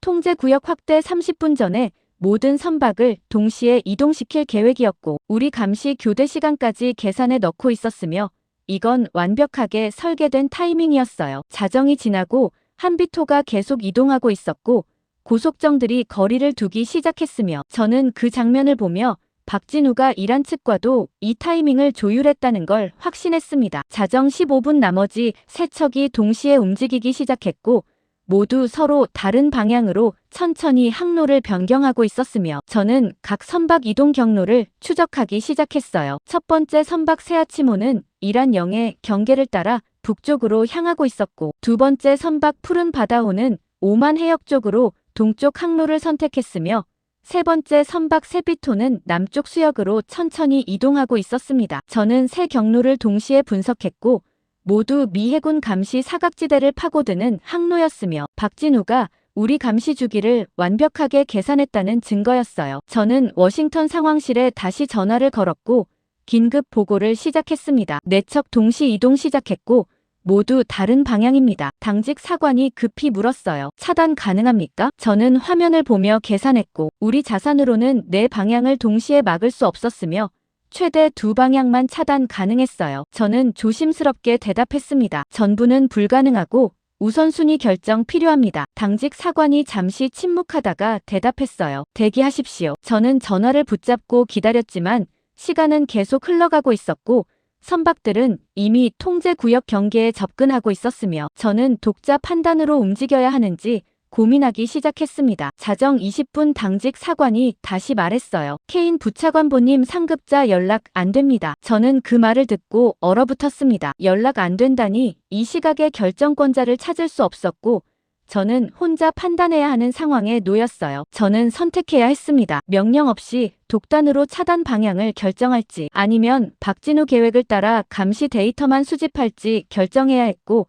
시간은 급박하게 흘러가고 있었습니다. 저는 화면을 보며 빠르게 계산했고 4척 중 2척을 차단해도 나머지 2척은 빠져나갈 거였으며 오히려 전체 패턴을 파악하는 게 장기적으로 유리할 수 있다고 판단했어요. 저는 결국 당직 사관에게 조용히 지시했습니다. 차단 보류하고 전 선박 추적만 강화하십시오. 당직 사관이 당황하며 물었어요. 확실합니까? 저는 단호하게 대답했습니다. 제 책임입니다. 당직 사관이 더 이상 묻지 않았고 명령을 전파하기 시작했으며 저는 화면을 보며 각 선박 이동을 계속 추적하기 시작했습니다. 자정 30분 통제 구역 확대 30분 전 4척의 선박이 동시에 특정 지점을 통과하기 시작했고 저는 그 지점들을 확대하며 분석했어요. 모든 지점이 미 해군 감시 교대 시간과 정확히 겹쳤고 드론 배치 전환 타이밍도 일치했으며 박진우는 우리 감시 체계 전체를 완벽하게 파악하고 있었습니다. 저는 그 계산을 보며 인정할 수밖에 없었습니다. 그는 우리 감시 주기뿐 아니라 교대 시간과 자산 배치 패턴까지 모두 분석했고 몇 분 사이 생기는 감시 공백을 정확히 찾아냈으며 4척을 동시에 그 틈으로 밀어넣고 있었어요. 자정 40분 클라이맥스처럼 감시망이 재정렬되는 순간 4척의 선박이 동시에 봉쇄 구간을 완전히 돌파했고 각자 다른 안전 항로로 진입하기 시작했으며 저는 그 장면을 스크린으로 목격했습니다. 한비토는 이란-영해 경계를 벗어나 북부 안전수역으로 들어갔고 세아치모는 오만 해역 진입을 완료했으며 푸른 바다호와 세비토도 동시에 남부 항로로 빠져나가고 있었어요. 저는 화면을 보며 숨을 참았고 미 해군 감시 자산들이 뒤늦게 추적을 시작했지만 이미 선박들은 통제 구역 밖이었으며 개인 명분도 사라진 상태였습니다. 저는 그 순간 깨달았습니다. 박진우는 우리 감시 시스템 자체를 역설계했고 공백 타이밍을 계산해서 완벽하게 활용했으며 저는 차단 명령을 보류함으로써 사실상 그의 작전을 묵인한 거였고 이미 돌이킬 수 없는 선택을 했다는 걸 인정하게 됐으며 명령 체계와 완전히 결별한 순간이었다는 걸 느끼기 시작했습니다. 명령 체계와 완전히 결별한 순간이라는 자각 직후 저는 펜타곤 정보 분석실에서 마지막 남은 선박의 위치를 추적하고 있었고 일요일 새벽 1시였지만 실내는 여전히 긴장감으로 가득 차 있었으며 스크린에는 이제 단 한 척만 남은 한국 선박 한비토가 북부 안전수역을 천천히 빠져나가는 모습이 표시되고 있었습니다. 저는 커피를 한 모금 마시며 위성 영상을 확대했고 한비토가 이란 영해 경계를 완전히 벗어나 국제 항로로 진입하고 있었으며 더 이상 우리 개인 명분이 남아있지 않은 상태였어요. 그때 워싱턴 상황실에서 긴급 전화가 왔고 당직 사관이 다급한 목소리로 말했습니다. 케인 부차관보님, 이스라엘 측에서 무력 개입 가능성 통보했습니다. 저는 그 말을 듣고 얼어붙었습니다. 무력 개입이라니 이건 외교 충돌을 넘어 실제 군사 행동으로 격상되는 거였고 한비토가 직접 타격 대상이 될 수 있었어요. 저는 급히 물었습니다. 구체적 내용 확인됐습니까? 당직 사관이 서류를 넘기는 소리와 함께 대답했어요. 한국 선박 이동 차단 실패 시 이스라엘 해군이 직접 개입하겠다는 내용이고 실행 시각은 새벽 2시로 통보됐습니다. 저는 시계를 확인했고 지금이 새벽 1시 10분이었으며 50분밖에 남지 않았고 한비토는 여전히 천천히 이동 중이었어요. 저는 즉시 한비토 예상 항로를 계산했고 현재 속도로 가면 새벽 2시에 완전히 안전수역을 벗어날 것으로 예측됐지만 이스라엘이 개입하면 그 전에 차단당할 가능성이 높았습니다. 저는 당직 사관에게 급히 지시했어요. 이스라엘 측 개입 시각 연기 요청하십시오. 당직 사관이 난처하게 대답했습니다. 이미 요청했지만 거부당했고 단 한 번의 충돌로 전면전 발생 가능하다는 경고만 받았습니다. 저는 그 말을 듣고 불안했습니다. 전면전 경고라니 외부 갈등이 최고조에 달했고 이제 한 번의 실수로 중동 전체가 불안정해질 수 있는 상황이었어요. 저는 통화를 끊고 박진우 통신을 다시 감청하기 시작했고 최근 교신 기록을 검색했지만 자정 이후 발신 기록이 없었으며 이 침묵이 오히려 그가 최종 단계를 준비하고 있다는 신호처럼 느껴졌습니다. 그때 바레인 워커 중위에게서 긴급 메시지가 왔고 저는 화면을 열어 내용을 확인했어요. 상부에서 모든 이동 즉시 중단 최종 명령 하달했고 불응 시 물리적 저지 실시 예정이라는 내용이었으며 저는 그 문장을 읽으며 긴장했습니다. 물리적 저지라니 이건 한비토를 직접 막으라는 뜻이었고 미 해군 함정을 투입해서 항로를 차단하라는 명령이었어요. 저는 즉시 상황실에 다시 전화를 걸었고 당직 사관이 받았으며 저는 급히 물었습니다. 물리적 저지 자산 투입됐습니까? 당직 사관이 확인하며 대답했어요. 구축함 한 척 긴급 출동했고 새벽 1시 40분 한비토 항로 전방 도착 예정입니다. 저는 그 타이밍을 계산했고 구축함이 도착하면 한비토는 완전히 봉쇄될 거였으며 이스라엘 개입 전에 우리가 먼저 차단하는 시나리오였습니다. 저는 선택해야 했습니다. 명령대로 차단을 묵인할지 아니면 독자적으로 다른 방법을 찾을지 결정해야 했고 시간은 급박하게 흘러가고 있었어요. 저는 화면을 보며 한비토 현재 위치를 확대했고 선박은 여전히 북부 항로를 따라 천천히 이동하고 있었으며 선원들은 갑판 위에서 정상 업무를 수행하고 있는 것처럼 보였습니다. 저는 박진우가 이 상황을 모를 리 없다고 판단했고 구축함 투입과 이스라엘 개입까지 이미 계산하고 있을 가능성이 높았으며 그렇다면 그는 분명히 대응 계획을 준비했을 거였어요. 새벽 1시 30분 전은 박진우 통신 주파수를 실시간 감청하기 시작했고 혹시 새로운 교신이 있을지 기다리고 있었으며 헤드셋을 쓰고 집중해서 신호를 추적하기 시작했습니다. 새벽 1시 35분 갑자기 암호화 신호가 포착됐고 박진우 발신으로 확인됐으며 수신 대상은 한비토였어요. 저는 즉시 녹음을 시작했고 복호화를 시도했지만 여전히 내용은 해독할 수 없었으며 다만 전송 직후 한비토가 갑자기 속도를 늦추기 시작했다는 걸 확인할 수 있었습니다. 저는 그 움직임을 보며 당황했습니다. 속도를 늦춘다니 오히려 구축함 차단을 쉽게 만드는 선택이었고 이건 박진우 패턴과 맞지 않았어요. 저는 시뮬레이션을 긴급 재계산했고 한비토가 현재 속도로 가면 구축함 도착 전에 특정 지점을 통과할 것으로 예측됐으며 그 지점을 확대하며 분석하기 시작했습니다. 그때 반전처럼 한비토가 특정 좌표에서 완전히 정지했고 엔진을 끄고 표류하기 시작했으며 저는 그 장면을 보며 얼어붙었어요. 정지라니 이건 스스로 차단당하겠다는 선택처럼 보였지만 동시에 박진우가 의도한 움직임이라는 확신이 들었습니다. 저는 정지 위치를 정밀 분석했고 놀랍게도 그 좌표는 국제감시 위성 여러 대가 동시에 커버하는 지점이었으며 전 세계 언론이 실시간으로 확인할 수 있는 위치였어요. 저는 그 의도를 이해하기 시작했습니다. 박진우는 한비토를 일부러 노출시켜 국제감시망을 끌어들이고 있었고 미국이나 이스라엘이 개입하면 전 세계가 지켜보는 상황을 만들고 있었어요. 새벽 1시 40분 미 해군 구축함이 한비토 전방 3해리 지점에 도착했고 차단 준비를 완료했으며 저는 실시간 영상으로 그 장면을 확인하기 시작했습니다. 구축함이 천천히 한비토 쪽으로 접근하고 있었고 확성기로 이동 중단 경고를 방송하기 시작했으며 한비토는 여전히 정지한 채 응답하지 않고 있었어요. 저는 상황실에 전화를 걸었고 당직 사관이 받았으며 저는 급히 말했습니다. 한비토가 국제감시 위성 커버 구역에 정지했고 전 세계가 지켜보고 있습니다. 당직 사관이 당황하며 물었어요. 그게 무슨 의미입니까? 저는 침착하게 설명했습니다. 우리가 개입하면 국제 여론 악화 불가피하고 박진우가 의도한 겁니다. 당직 사관이 잠시 침묵하다가 대답했어요. 상급자 긴급 보고하겠습니다. 저는 통화를 끊고 화면을 보며 생각했습니다. 명령 실행을 보류해야 한다고 건의할지 아니면 그대로 진행하게 둘지 선택해야 했고 저는 이미 답을 알고 있었어요. 저는 결국 독자 판단으로 워싱턴 국방부 당직실에 직접 전화를 걸었고 책임자가 받았으며 저는 최대한 침착하게 보고했습니다. 한비토 정지 위치가 국제감시 집중구역이고 개입 시 여론 리스크 극대화됩니다. 책임자가 급히 물었어요. 권고사항이 뭡니까? 저는 조용히 대답했습니다. 개입 보류하고 자연 통과 묵인 권고합니다. 책임자가 잠시 침묵하다가 단호하게 말했어요. 대기하십시오. 전화가 보류되고